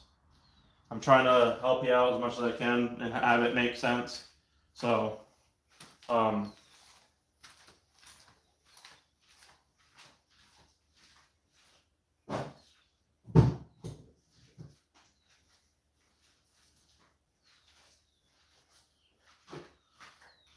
yeah, that's the best way I can really explain it as far as in person.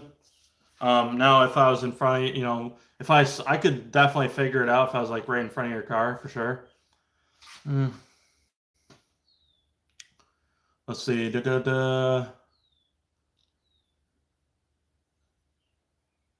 Yeah, the 2867 is the most popular ST turbo ever sold. It's going to take a while for the G25 550 to catch up because the 2867 was like one of the first bigger turbos that was even offered from the ATP kits. Is like the most popular one that they ever sold, and then like that started selling in 2014. So you got to figure 2014 to 2025. I mean, yeah, from 2020, I'd say 2021 to now, the G series has definitely been taking the reins more. But the 2867, I feel, still has outsold as far as how many was, produced and whatnot for our cars.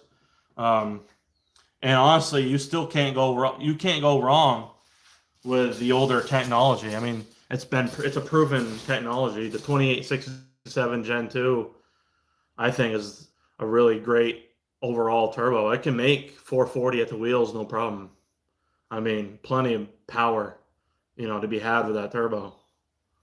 You know what I mean?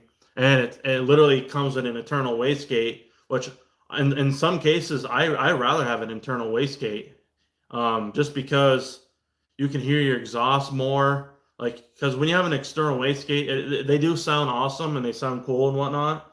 But the thing is, it takes away from your exhaust on your car as well. Like, you can't hear the exhaust on your car, the tone. It's like all you hear is the wastegate, and you can't even hear your turbo spool up as much either. Yeah. I mean, the 2867 kit from ATP is like 1,900 bucks on Elliott Specialized Performance. I think he has the cheapest price for that kit. But yeah, 2867. I mean, I can send you a link if you want. ESP Performance.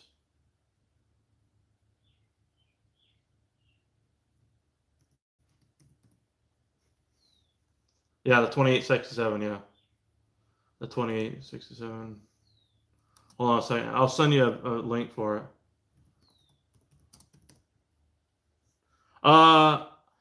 Okay, so with the 64, I mean, that turbo spool's so good. I would rather just go with the bigger AR housing, me personally. But the 64 AR has been proven to make still 430 at the wheels, no problem. So there is that. I would just rather have better headroom and less heat produced and less back pressure on the cylinder head. That's me personally. And that's just me looking at it like a perspective of preserving the setup and not having to worry about taking the cylinder head off in 20,000 miles. So it's still going to be way better than what you got going on now because there is less back pressure and it's a bigger turbine wheel and all that, and it's producing less charge temps, colder charge temps, so your intercooler doesn't work as hard. But that turbo spool's so good as anyways, why not just go with the bigger AR? And you know what I mean, it's easier on your internals when you spool a little bit later anyways. So you're still going to hit full boost around 3,000, 3,200 RPM anyways. You're literally not going to notice much of a difference. On a non-ATP turbo, well, the boost solenoid is still used for the factory, for the ECU.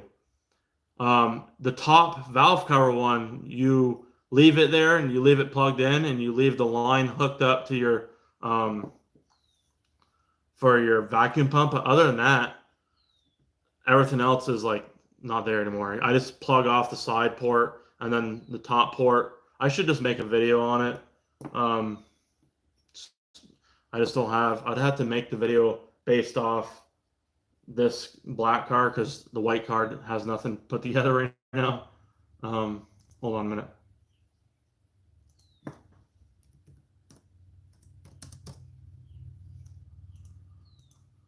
Yeah, you should make that video. Yeah, I mean, there's so many videos I can make. It's insane, honestly. Here, hold on. 2867. So, granted, the pictures that he has on his site, it looks better in person than what he has posted on his site. The pictures that he has on his site are older, outdated pictures. So just keep that in mind. It doesn't come with the polished housing. it looks a lot more better than that now. Like these, so like he doesn't have the updated pictures on his website. So just keep that in mind. Um, that being said, here is the 2867 I recommend. It comes with a 64 or 84. Yep. 2867 Gen 2.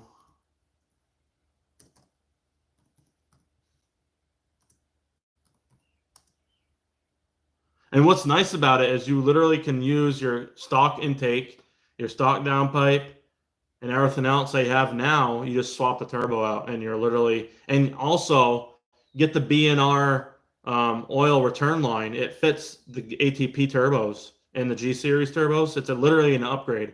It's a little bit bigger line, and it has O-rings for sealing on the block on in the turbo instead of the fucking metal gaskets that leak over time. So it's literally fucking giga. It's insane. There's a Yeah, I would get the 84, honestly, man. Like,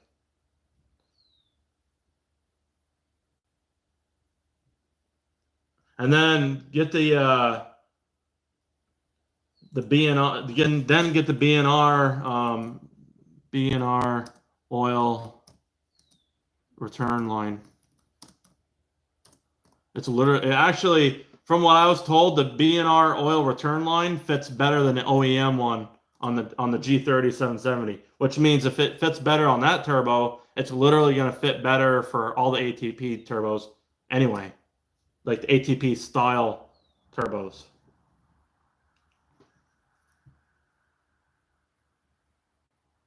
You know what I'm saying? Um,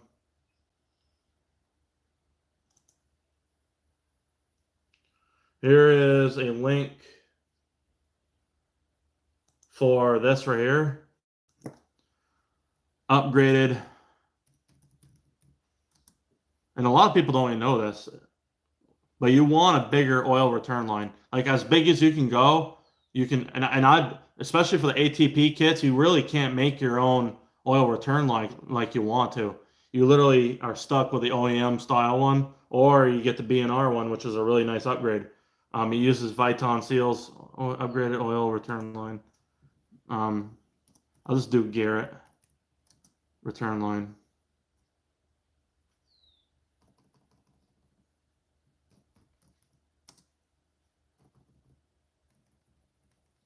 It says B&R, but trust me, my buddy Javin in California has a G30 770, and he put this on there, and it fits perfect.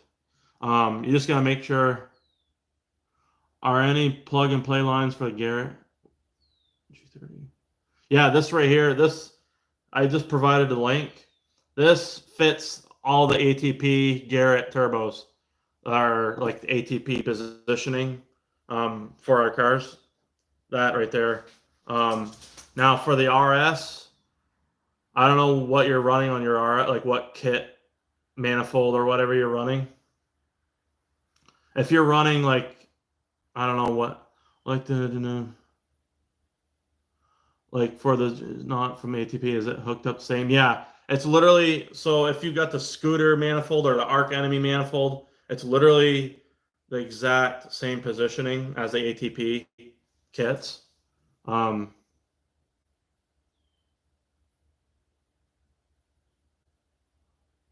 Oh yeah, you have the manifold you got. Isn't the cast? Is it the cast one? It's the very nice one, ain't it? It's the cast stainless steel one, I think. That's a fucking nice one. That's like the best. Yeah, dude, that. I want that manifold. So they have a cast stainless steel manifold, very similar to the CPE one on the ST, but for the RS 2.3 cylinder head, and it's only sold in Europe. They don't sell it over here, and it's so fucking nice.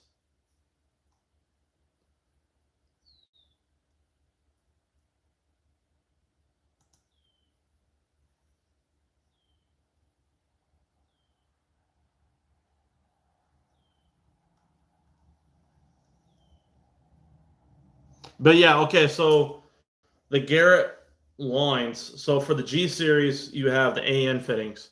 For the GTX Gen 1 and Gen 2, they're Banjo bolts fittings, so they're different. The AN fittings are better. So the G series comes with fittings already. They're male fittings. So you literally just connect your AN fit lines on there. Um, I'm gonna make my own again. So um,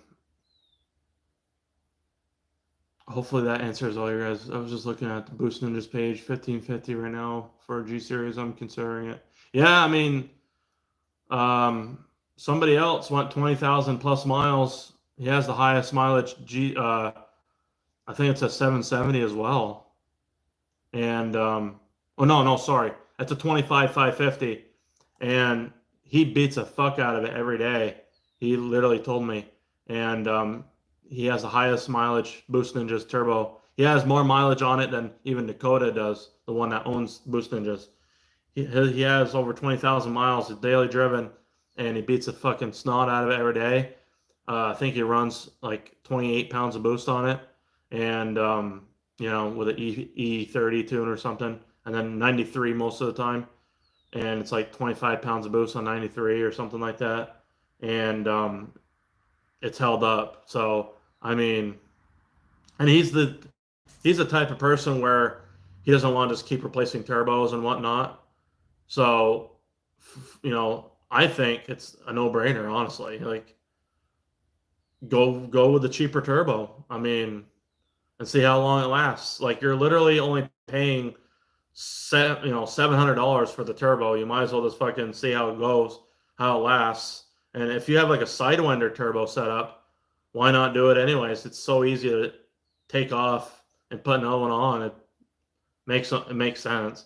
I mean, for the boost solenoid on the KL3 DUI swap over, yeah. So so the OEM boost solenoid that's located on the stock turbo, you literally have to take it off the turbo, disconnect it from the turbo, and then hook up the lines based off the diagram that I provided. There's 2 diagrams that I provided in the chat. If you go to all messages, there's a settings for top chat and then all messages. Go check that out. And that's how you reference your turbo, your big turbo, your wastegate, all that to the OEM solenoid that's on the stock turbo. And you want to, I have my OEM solenoid zip tied in the corner of the firewall, like against the harness or something somewhere. Basically, that's how I did mine. I actually extended the wires on my boost solenoid, and I have it in the corner.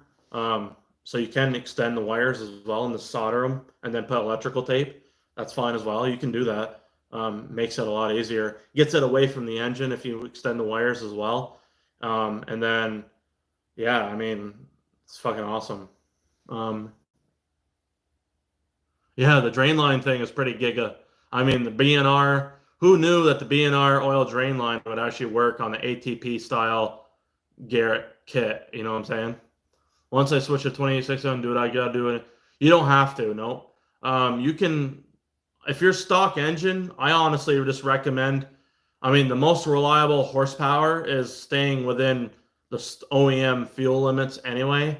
350, 360 at the wheels with 93 octane. If you're 91 octane, it's going to be like 340, based off your elevation. That's at sea level, of course.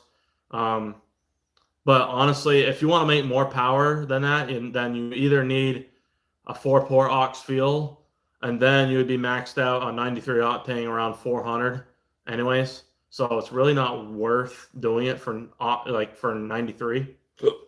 Aux fuel is awesome, and it is worth it because it cleans your valves, your intake valves. But to do it for like a 93 tune, that extra 30 at the wheels to me isn't really necessary. Especially for a stock engine. Yeah, if you're high elevation and your 91, it's going to be like 335, 340 at the wheels for sure. And it's going to be a little bit higher boost. So with the 2867, I think with that elevate, it's like 6,000 feet. I think you'll be at around 25, 26 psi to make, 350, 340, 350, 25 psi probably, 26 at that elevation, give or take. I'm pretty damn close. I might not be 100% spot on, but I'm pretty damn close. So, but that's the thing, is if you go with a higher AR, you will make more horsepower with less boost pressure provided. So you can make more horsepower and not push as much boost. So that's why a bigger AR is nicer, because you have more leg room or more headroom for the future or certain circumstances like that. So if you're higher elevation, you automatically need to run, I think it's like 2.5 psi more, almost 3 psi more than what I do to run the equal amount of horsepower at sea level. So if you get the bigger AR, that gap will actually shorten up and tighten because you're not working as hard on that turbo, if that makes sense.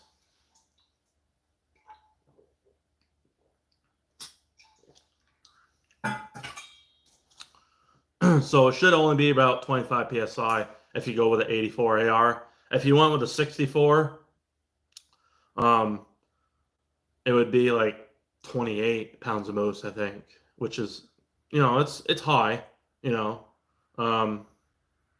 may not be that high. I don't know. I mean, I would think it would be because of 91 and because like on E85 tune though, it wouldn't be that much boost. Would be like like with a 4-port on E85, it'd be like 420 probably, but maybe 415. But I know at sea level with 28, 29 pounds of boost, you can make 440 with an E30 tune or something with a 4-port. So, and that's with stock cams. That's not with a built, 2.3 or with cams. Now, obviously, if you upgrade your cams, you allow for a better volumetric efficiency. Basically, you lower the efficiency, or you lower the volumetric efficiency, so that way your cylinder head breathes better and allows for even less back pressure, and it allows your turbo to work less hard as well. Do you recommend Alan right now? That's my current tuner. Yeah, you can stay with him. There's no problem with Alan. I have no problems with Alan. There's nothing wrong with him. I prefer Alex at Stratified. I think he's more specialized in the STRS stuff, personally, because, that's mostly what he does. Alan is really good as well, but he does a lot of like HB tuner stuff with Corvettes and like other cars. And I've heard of some people getting the wrong tune sent to them because he's got so much on his plate that sometimes he may screw up. So it does allow him to screw up more if he has like too much going on. So I feel like he's just overloading himself.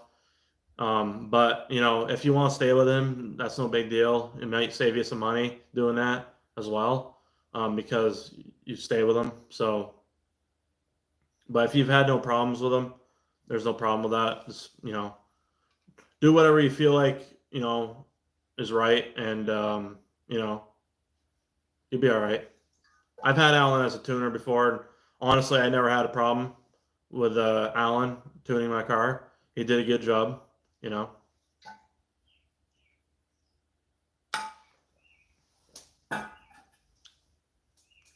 Let's see if I can get a refill of my water.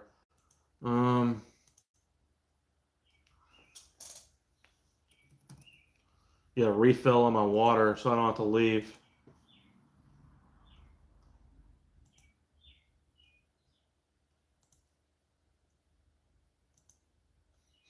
Let's see here.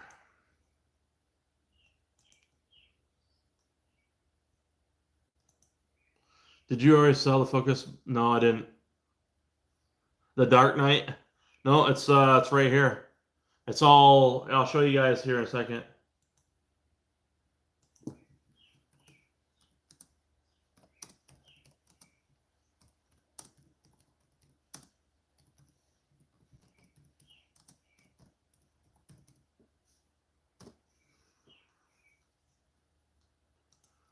All right, let's see here. Here, I'll show it to you. I don't know if you've seen it since I've waxed it or cleaned it. Hold on a minute. Let's see here.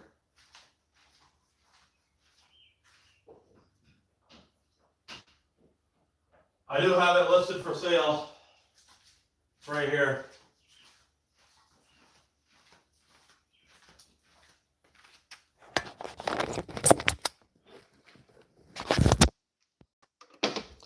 So here it is. Nice and clean. I knew this car had a lot of potential just because of the, I mean, look at that. So I clay barred it and I polished it. Was that right there? Is that a bug I didn't get off? Yeah. Damn it. I gotta clean that off. Didn't do a good job scrubbing some of the bugs off, I guess. But yeah, she's, I mean, look at all that. Look at this, how nice and clean. Needs a little bit of touch up on some of the paint. You know, there's a couple marks here and there. Other than that, man, like, this fucking thing is so clean. I mean, it is so clean. Look how well, nice and, I mean, it looks so good. Look at that. And I didn't even like wax it to what like how I wanted. I'm gonna get some Meguiar's Ultimate Car Wax and really put it right to her. And also I have so I'm gonna get rid of these. I'm gonna probably sell these separately. These are the ST2, ST3 halogen or HID headlights. I'm gonna sell those separately, and I'm gonna put. I got a set of smoked, you know, just regular smoked headlights to kind of blend in with the theme of this car. I feel like it's just going to look so much nicer with the smoked headlights. I mean, this thing is just beautiful. Very nice car.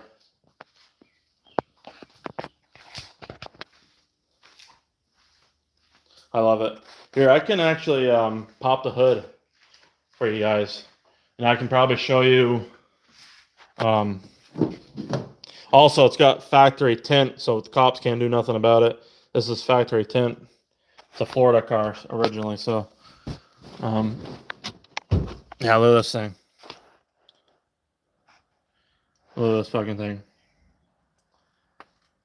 ST2 package.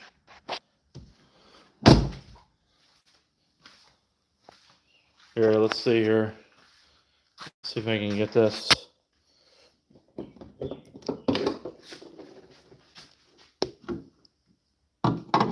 Here we go. All right, so I got the RS, eBay RS cover coming. It doesn't show RS on it, but it's the same style. And then I have a Steeda intake tube coming, so I'm going to replace that and make it look a little bit better. And then I'm just going to keep that OEM intake. But here is, I can kind of show you guys live action. So, let me see here. Where is my headlamp? I don't know if you guys can see good or not. Well, okay, so this here, right, goes to, I believe this one goes to your bypass valve, and the back one connects to the solenoid, right? The solenoid down on the turbo. So what you want to do is you basically want to plug this one off with a rubber cap. And this one back here can actually just be disconnected. And you can let it vent to atmosphere. That's no big deal. That's how I do mine on the top. And then just leave it plugged in and leave it connected to the vacuum pump. So that's how I run mine. So, but yeah, this thing is, it runs awesome. So I don't know if I can start it up. If I start it up, it's way too fucking loud. It's got so the center pipe is all disconnected, so it's gonna be really loud. I don't want to just make like extreme. It's just obnoxiously loud, so I don't want to just start it up for you guys because I have the mid pipe all disconnected. It sounds ridiculous. So, but that's an AEM dry filter, which I highly recommend for the factory airbox. It's the best filter you can get for these cars, as far as the drop-in goes. It's got a brand new battery, brand new everything. I mean, there's so much shit that's been replaced on this car. You know, it's been cleaned up really nicely. I mean, degreased. Everything's been degreased. RS clutch, ST, brand new ST flywheel, throwout bearing. You know, all the brake fluid's been flushed out. You know, it's got a CV Fab blacked out intercooler. Blends in so well, you don't even know it has an upgraded one. I love it. The AC is deleted. As you know, the lines are not there. But the lines, I did keep the lines. They're right here. So whoever does buy it, this obviously will go with them. They can figure it out if they want to fucking put AC in the car. But personally, I'd prefer not having AC in this car, just because, for one, it's just a huge headache to have all these lines in the way right here. And two, I don't ever drive, like me personally, I don't drive my ST in hot weather where it's like uncomfortable. So it just makes no sense to do that personally. But you know, that's just me. So, but yeah, I love it. I mean, it's a nice car. Look at that. You know, it's got the aftermarket taillights on it. Oh, I want to get. Oh yes, they have a. See that smoked out one on mine? I'm gonna get one for this one. That's right. Should I get the smoked one? I think I should, right? The smoked out one right here. You know what I mean? I should get that. And also the wing. There's wing risers on that. I probably just leave the wing risers alone. I don't know what you guys think. If I should leave they're purple wing risers. Is that what you call them? Wing risers. They're purple, so I don't know. It looks okay. It kind of looks like an RS wing, but not really. I don't know. I'm not a fan of them personally, but if I'm selling a car, I really don't give a shit. But I mean, I don't know if I should sell the car and have the wing risers in there like that. I mean, it looks okay, but you know, it provides better downforce, I guess. But anyways, let me put that over here.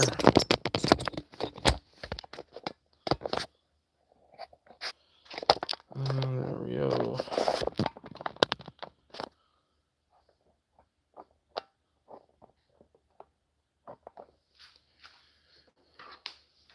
Let's see here. I'll plug this phone in. I can read comments here.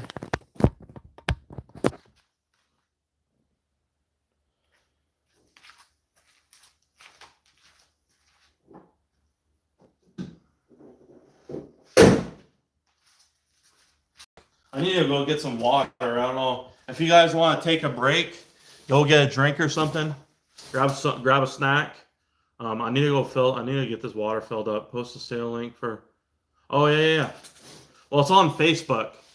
My for sale link is on Facebook, so I don't know how that's gonna work.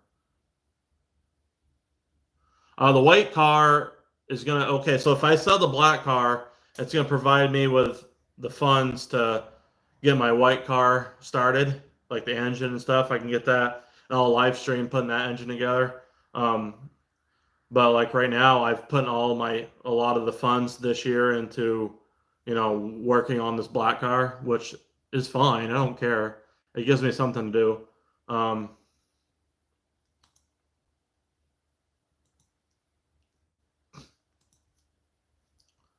But here, I don't know if a Facebook link is going to work on YouTube though. Will it? Marketplace? Because then you have to log in using, you know what I'm saying? You have to log in separately.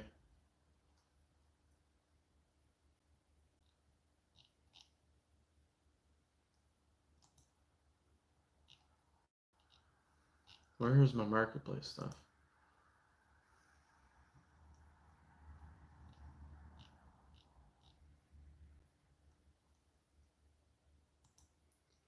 Yeah, I'm gonna try it. I'm gonna see here.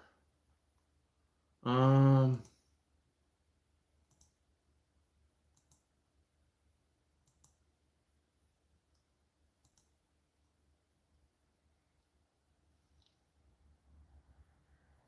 we go.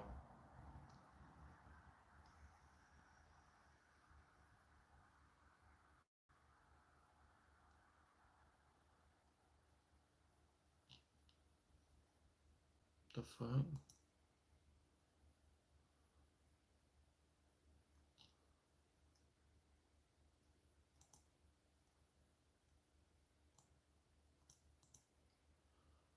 Let's see here. Market. Do I have my? Where the hell's my marketplace?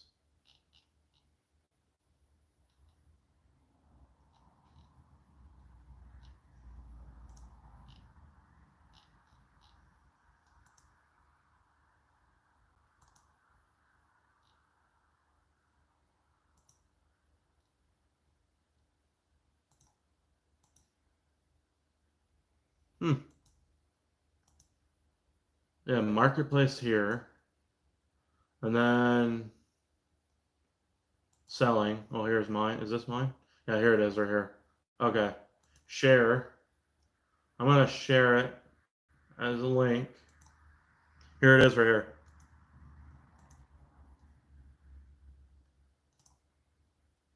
There's the link for the Dark Knight ST right there that I'm selling.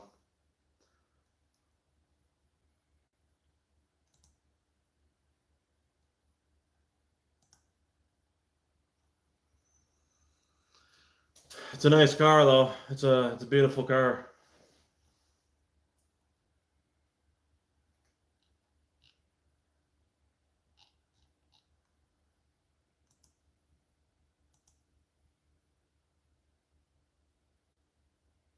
I'll be right back, boys. Hold on a second. I'll be right back. I just gotta go get my water filled up. If you guys have to go take a break or something, I'll be right back. So don't go anywhere. There's 11 people in here. We only have 8 likes. So if the rest of you guys, whoever hasn't smashed the thumbs up button, that'd be greatly appreciated. It helps the algorithm and getting other people notified that we're live, and they'll come in and join us. And we have a fucking giga stream, and just chill out and hang out and shoot the shit basically. Um, Rear camera kit, had a limit done, 1 tires, max tolerance, others. Really? I don't know a lot about camber stuff, to be honest with you. So I'm kind of the wrong person to ask about that. I mean, you probably know more about it than I do, Phil. To be honest with you, like I don't mess with camber on my car. I never have. And I appreciate that. Thank you. But yeah, I've never messed with the camber personally, so I'm kind of the wrong person to ask about that, unfortunately. But as far as like the other suspension stuff goes, like sway bars and whatnot, like I can guide you in the right direction there, and anti-bind end links and all that stuff. But as far as like the toe links and camber and all that, I really don't know. I know what it does, but I don't understand it enough to tell you the proper answer, if that makes sense. I'll be right back. I just gotta fill up. I gotta fill up my water jug. It's empty. I'll be right back, boys. But you guys can still chat in the comments, and and I'll be right back.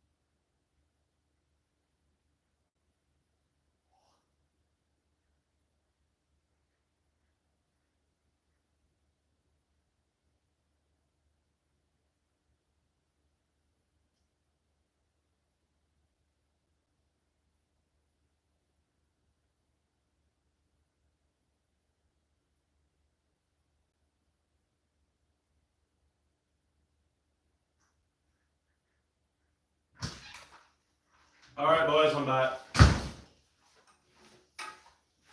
All right. I grabbed me some water.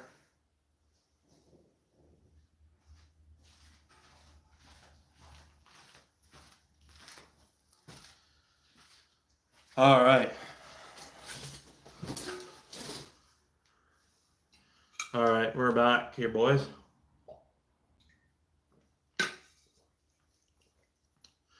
Yeah, like I said, Phil, probably somebody else knows more about that shit than I do. So,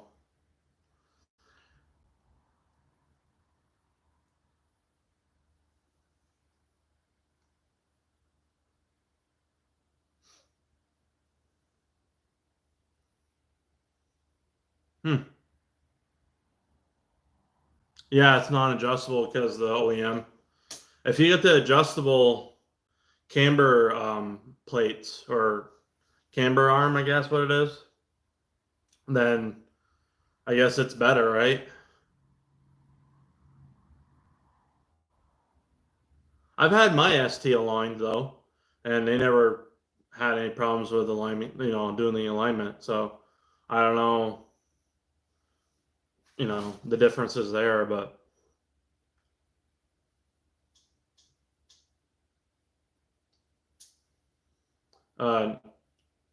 were you talking to me, Neary? What do I do for a living? Was that directed toward me, or I take care of my mom full time for the most part. I take care of her for 16 hours a day, and then I do this YouTube thing on the side as a side hobby.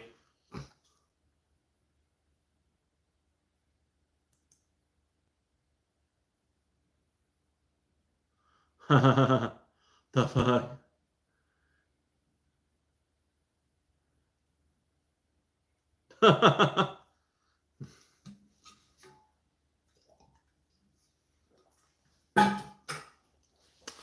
Oh, shoot. But we're going to be getting off early. We're going to be getting off around 10 o'clock my time because I went to the gym last night, and we'd like to get at the gym around 10 o'clock. That way there, it's a decent time, and we're not up too late because after the gym, you get like a bunch of energy and can't really just go back to bed and right off. So,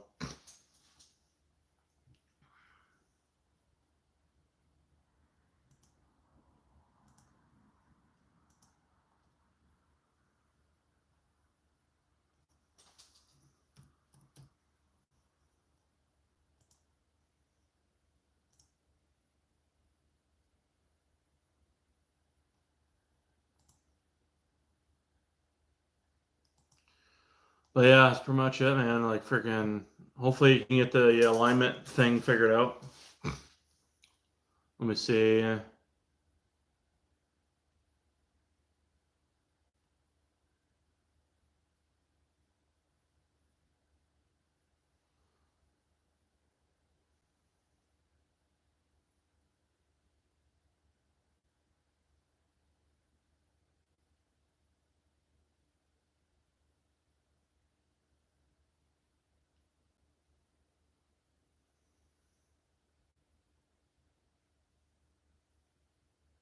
I appreciate that, Phil. Yeah, the car does look awesome.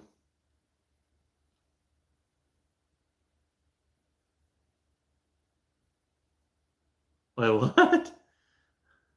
That's what I'm asking about.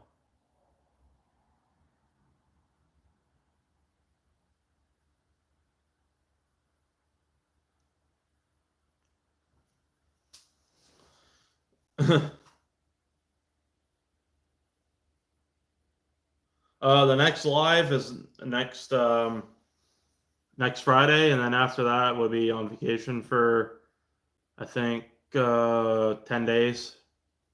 So let me look at the calendar. So we'll be live on the 13th. So next Friday will be our last live, and then we won't be back until I won't be back until the 4th of July probably, and I don't even know if I'll be live for 4th of July. Um, we could probably do a live sooner than that. Like we come back. I could probably do one on a Sunday on the 29th. I could probably do that. Or even on Monday. I mean, what do you guys think? Should I do one on Sunday or Monday? The 29th or 30th at like 6 o'clock? What do you guys think? What would be a good day? Would the weekend be better or would Monday work? But other than that, we'll be live next Friday, which next Friday is the 13th. But after that, we're going to be going on, I'm going on vacation because we normally have vacations in the summertime because my son is off school and everything. So we're leaving on the 18th. We won't be back until like the 28th.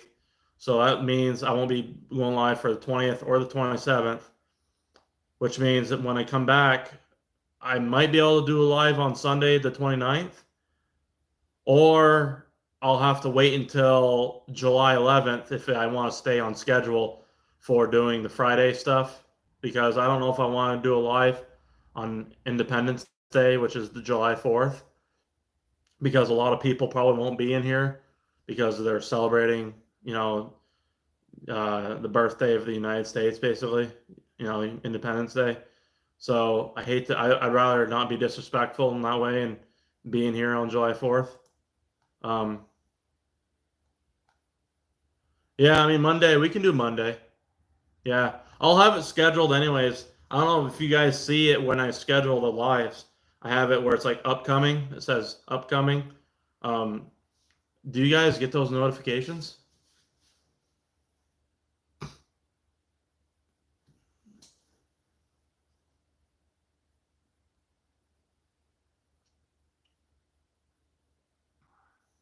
But yeah, we have, just so you guys know, so we sold the Purge line to a guy in Greece today. And I have one more in the package ready to ship if anybody's interested. I take PayPal or Cash App, whatever you want to do. And it's $260. They're normally $300. It's $260 for the group buy price. And I've been doing a batch of 3, and we're on our 4th batch. So then, it's just, I mean, honestly, it's a fucking steal. And I have the other ones right here. So it's ready to go, ready to ship. It's right here. The other one's in the package on the side. Sorry, sold. We got this one. And then we got one more in the batch that's not packaged up yet, but that one will be available tomorrow. So if anybody's wanting to contact me, contact me through my email. It's pinned at the top in the white section. I had 2 of these go to Canada recently, and one just went to, I'm sending one to Greece. So that's fucking insane. Honestly, it's awesome that somebody that far away would want one of my custom Purge lines. And it just shows like the support that we have. That like we have, honestly, I think the best Focus ST, RS, EcoBoost, community. And I just want to. This is my way of showing you guys the love and support by providing something that I would make not just for my car, but also provide to you guys. And it obviously does support me a little bit. Like I said, I make $50, which is plenty enough for me. And it just pays me to basically do what I do for all the work, as far as the labor of putting these together. That way, you don't have to worry about it, and it's all plug and play, and it's just so easy to hook up. You don't have to remove your manifold. Really, all you have to get out of the way maybe is your.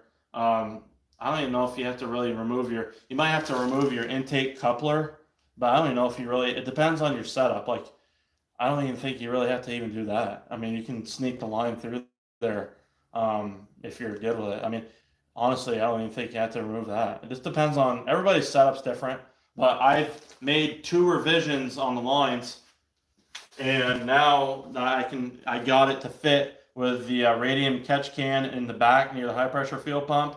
And then the second revision was to help the fitment and the links of near, the intake manifold section and the corner of the cylinder head where the vacuum pump is, that fitment. So all the new lines going out are revision number 2. So they're basically better than ever as far as fitment goes. So they're fucking awesome, man. It's too bad they cost so much to make, because I wouldn't sell them that much. Like, as far as the cost of them, like I have to charge the amount I charge, because it costs literally $200 to make these. Yeah, and that's fine. I get it. Like, a lot of people wait until they have issues. That's no big deal, you know.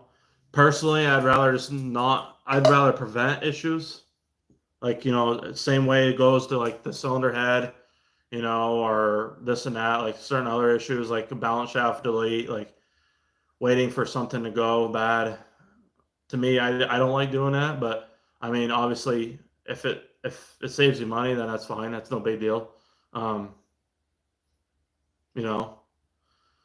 Yeah, it's crazy. It stalls every time you fuel it up. Yeah, so Just Duck purchased one, Phil. He's one of the guys that are in Canada. That's insane.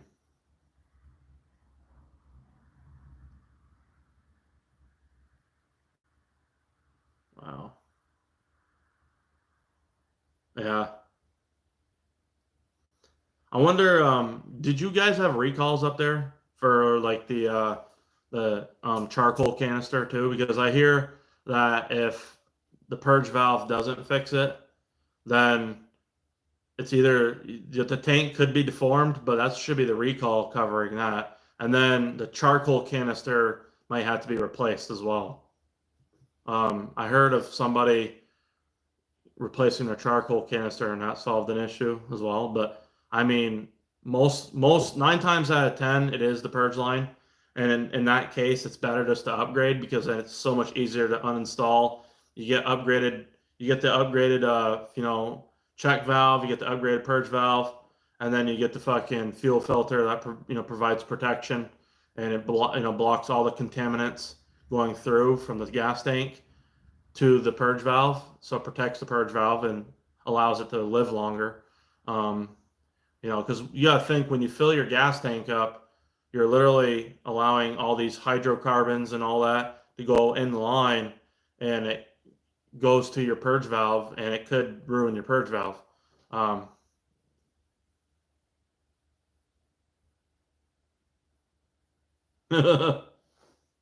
That's crazy.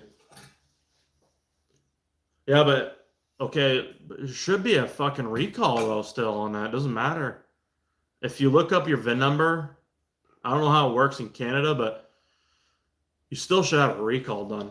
I mean, it doesn't matter if you're the original owner or not. I don't know how it works in the United States. I mean, if you're a second owner, but that recall hasn't been done on that vehicle, you should still be able to bring it to a Ford dealership and have the recall done, because it's for that vehicle. You know what I'm saying?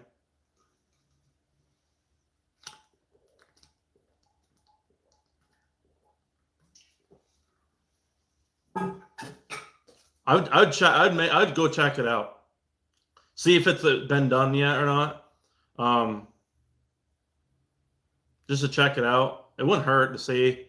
Over there, I mean, if they have to replace shit for free, that's fucking awesome. You know what I'm saying? So, I know for us, Ford is providing one more free purge valve replacement. But like, yeah, that's cool and all. But they never done anything to upgrade the lines. You know what I'm saying? Like, they never done anything to actually provide an upgrade. So that's why I want to do that. You know what I'm saying? And I feel like my line is the absolute best, for the purge line out there. In my opinion, I feel like it's the best one. Given the design of how I designed it. with the fuel filter, the upgrade fuel filter, and it's high quality. It's literally a $42 stainless steel fuel filter. That's actually not even the MSRP of it. That's like a fucking sale cost. So it's still double the amount of money than what the FUF kit provides for their filter. Their filter is like smaller bronze material, which to me it can plug up easy and doesn't work as good. Yeah, that's why I'm thinking I can't get the recall. You know how to cooperate. Yeah, work, but I could be wrong. I think a recall is different though. Than like for example, a TSB is kind of a technical service bulletin is more or less where if the car has those symptoms, it can be done. But TSB is only done under when the vehicle's under warranty. But a recall should be done no matter who owns the vehicle. Like if there's a recall on a vehicle, and as long as the recall hasn't expired, I don't care how many owners have been on the vehicle, as long as they haven't gotten the recall done, because they can look up the VIN and know if the recall's been done or not on that specific vehicle. It should be done no matter who owns it. You know what I'm saying? As long as it, hasn't been serviced and recalled before for that. So, yeah, yeah, exactly. It's basically it's the company Ford basically is a recall providing it the service to replace the part that causes a safety or harm in safety for the public highways that car is driving on. Therefore, it has to be a recall done because otherwise it can provide problems on the motor highways. That's why they do recalls. I mean, I would think Canada and the United States should be the same. I mean, as far as recalls go. I mean, maybe somebody can Google it. Maybe I can Google it. How does recalls work? I mean, with a different owner, as long as I don't think it matters. You know what I mean?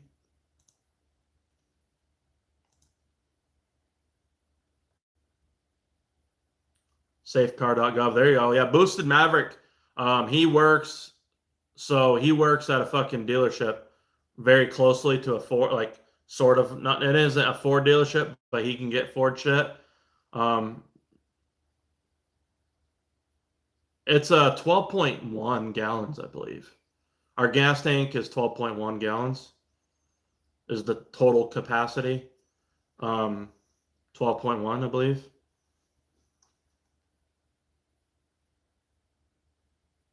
Yeah, see, okay, that's funny. So I've had mine run out with 60 miles before, 30 and 60 miles.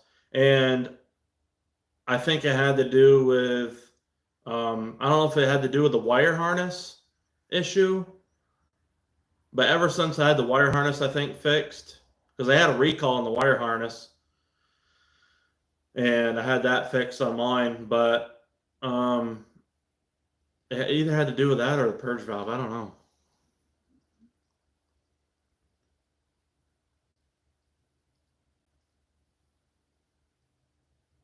But yeah, go check that out.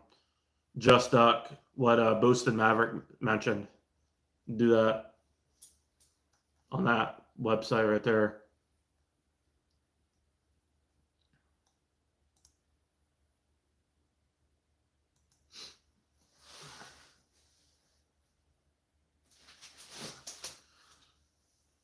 Oh shit. Oh, let's see.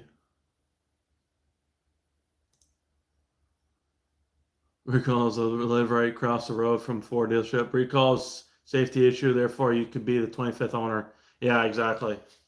I mean, because it's that vehicle, you know what I'm saying? It's that VIN number on that vehicle. I don't know. Do recalls expire? Boosted? Or does anybody know? I don't think. Is it 20 years? How long does a recall last until it expires on a vehicle? Is there an expiration date for a recall? I think there is. I don't know. There's got to be a recall expiration date, right? Is it 20 years or something? I don't even know. Is there a recall expiration date? Expiration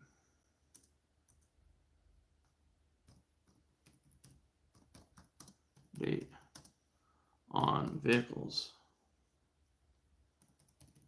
and cars. Oh, according to Edmunds, vehicle recalls do not have an expiration date. However, it can be challenging to schedule a repair if the manufacturer goes out of business or discontinues the part. That's why, along with safety reasons, it's important to take care of the recall repairs as soon as possible. Okay.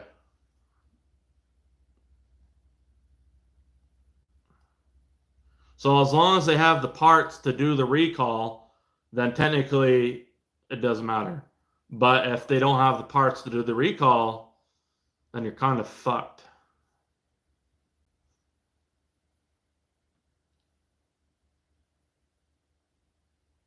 Oh, it's 12.4. I thought it was 12.1. Yeah, I guess it is 12.4. Yeah.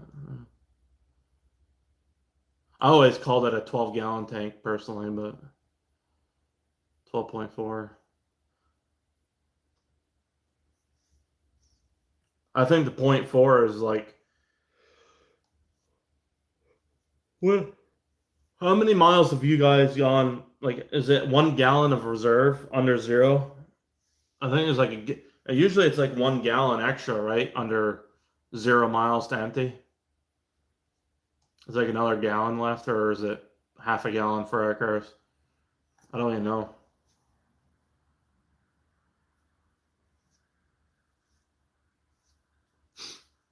Oh shit. Allergies are bad.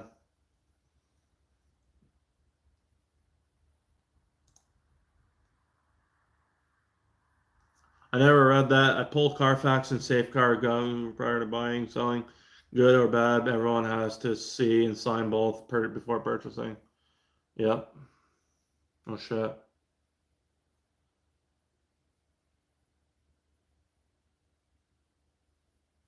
Yeah, so Boosted Maverick is a sales manager at a Jaguar, right? Is it?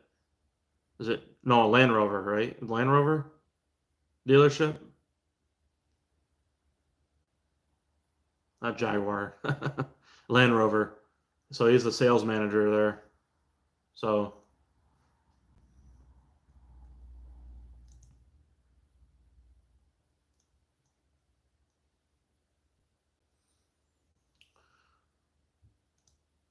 oh man.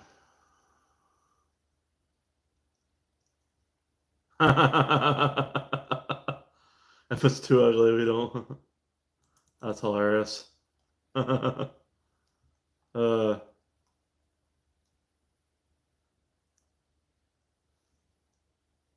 fucking awesome.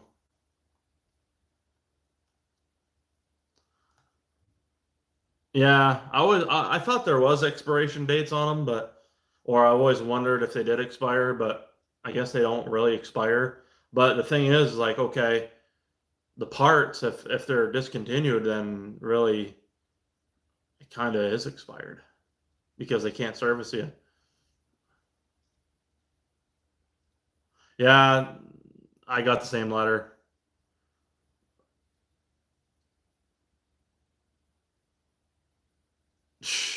That's crazy. I mean, personally, I mean, yeah, you can go ahead and get the free one, but it's like, yeah, that's cool and all, but I still feel like it's better to just fucking upgrade the line and then just fucking keep the purge valve and just put it within the line, the upgraded line. That way, there you still preserve the life of that purge valve from Ford, even. You know what I'm saying? Like, even if you get the line free or whatever, it's still good to have just tie that purge valve into the line that I sell, for example, and just fucking you literally it'll literally probably last three or five times longer with that setup because you don't have to worry about it. You know what I mean? Like it's gonna be protected by the upgraded check valve, handling more boost pressure, not leaking boost by, and the filter and whatnot. That would be also boosted. Maverick has actually bought, so he has an RS that he bought recently, and it's a blue one, and he also purchased the line as well from me. Did you install that yet? Did you have that installed, boosted?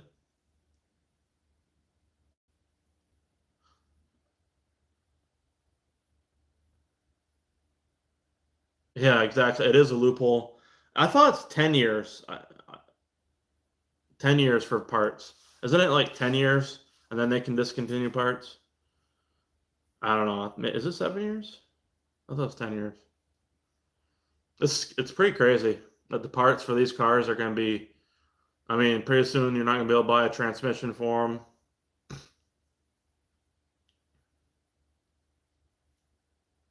I don't know. Maybe I'm wrong. I don't fucking know. I thought it was 10, but honestly, zero unrepaired recalls on my car. Huh.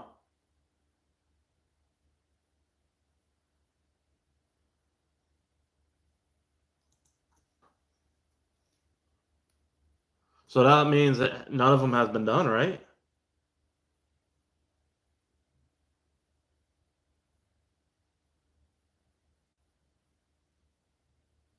Is there zero? I wonder. Okay, that is interesting.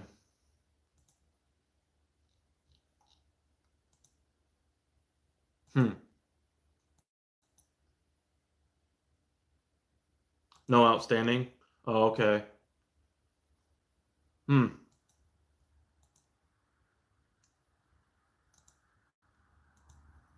I still have a recall on my white car. So I don't know if you guys had this done, but my white ST. I don't know if all of them had to do this, but the modules and doors. I guess they had to do a recall on that. So I didn't. I never even should have brought it there to begin with for that recall. They tore apart all my panels, and then they put them back together, and all of a sudden you get like this weird noise because they never put them back together the same way, and it fucks it up and pisses me off. And now they're like, oh, we want to make sure we done it right, so there's another recall. So we want to make sure that work that we did on the original recall is perfectly done. So because we might have fucked up, and it's so stupid. Like you're just fucking my car up. You know what I'm saying?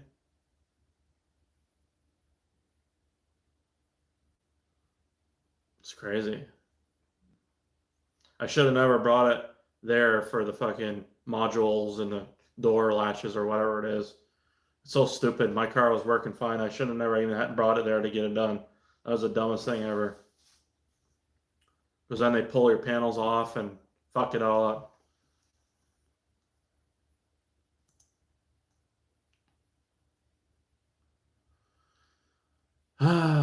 Yeah, I wonder how that works if you had a boosted. So if you have a recall done, but the recall procedure that they provided on that vehicle, and you know for a fact that it's that problem, what if that recall failed? And can you go back and tell the dealership, hey, this recall has been done on this car and it had that before fixed, but it's having the same issues again?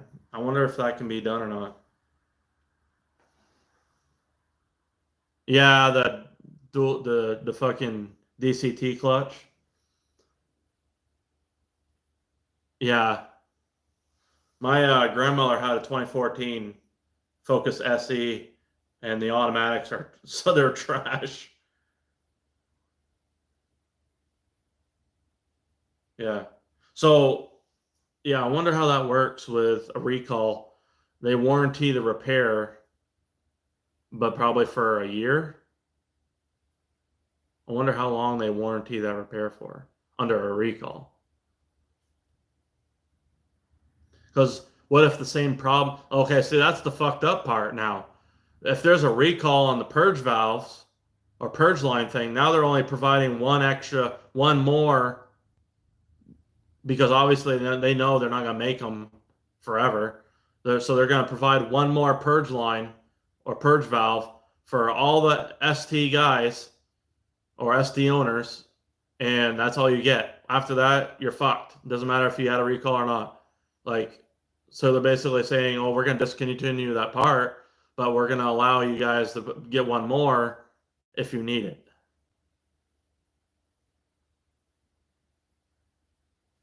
They did the software update, and that's what made it worse? Really? Oh, shit.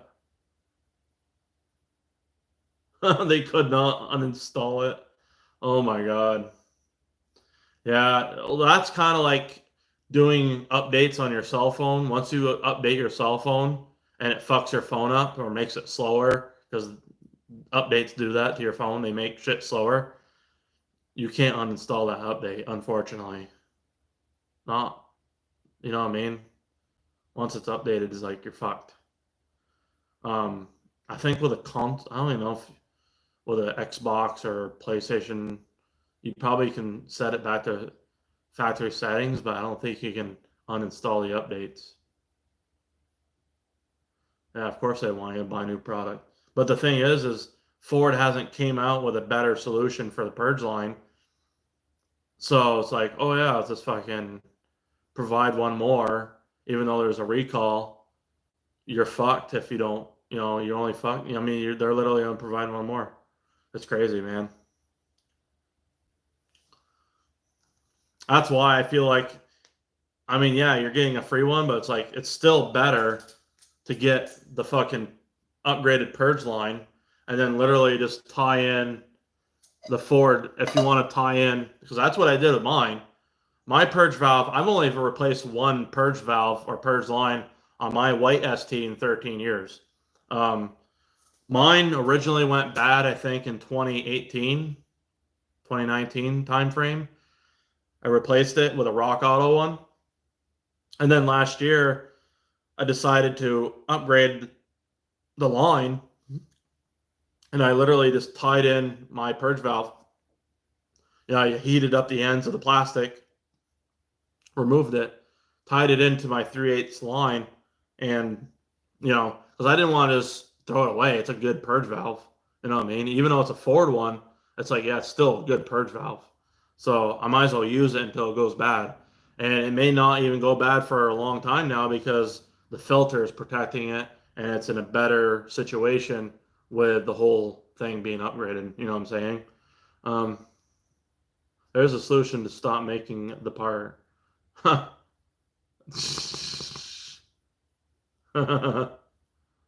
that's insane, man. It is crazy.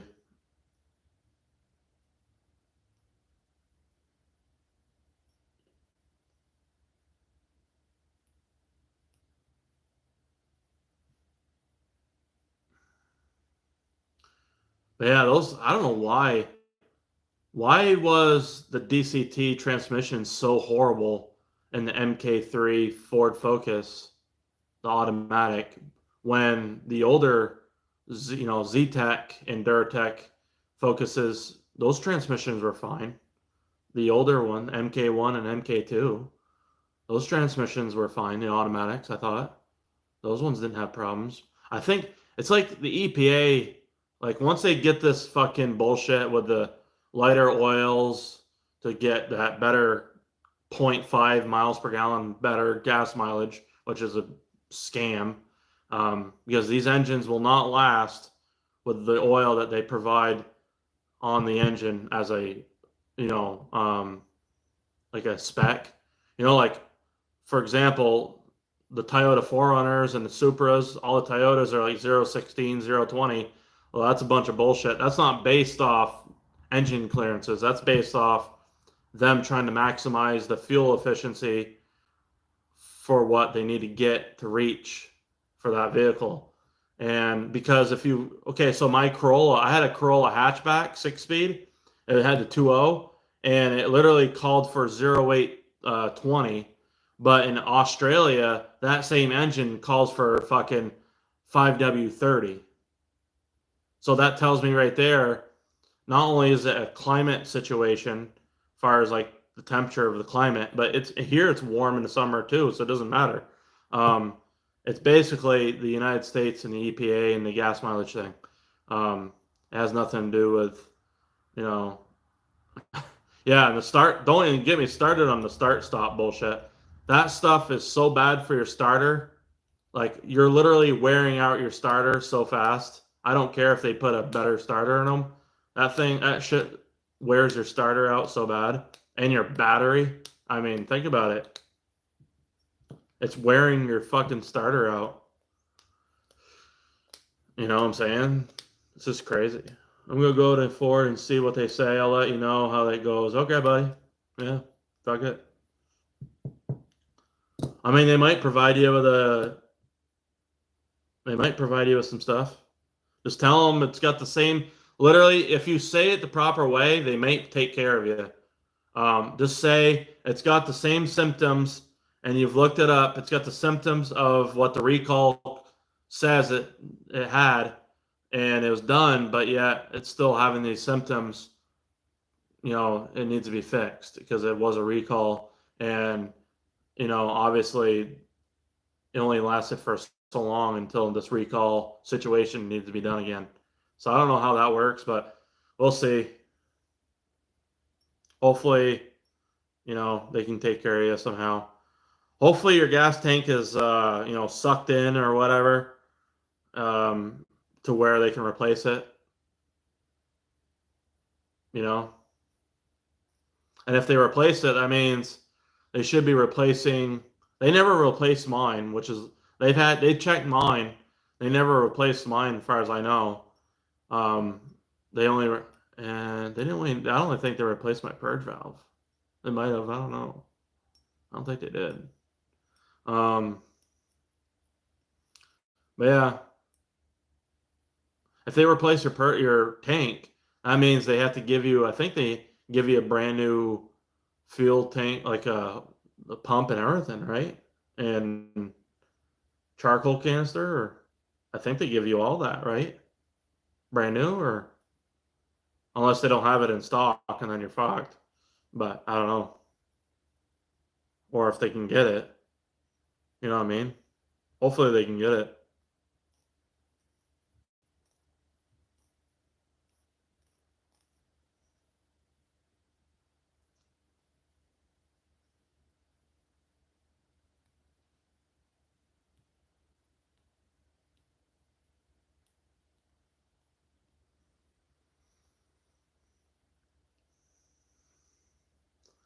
All right, boys. I think we're gonna pack it up for the night. We're gonna be I'm gonna call it the night here. Appreciate you guys. If any last questions, let me know right now. And like I said, if anybody's interested in the group buy price for the Purge line, I have one more. It's in the package right there, and I'm gonna have another one ready to go, and that'll be for group buy batch 4. So have a good night, Boosted. Appreciate you being up in here. Oh shit. And but yeah, hopefully you guys you know,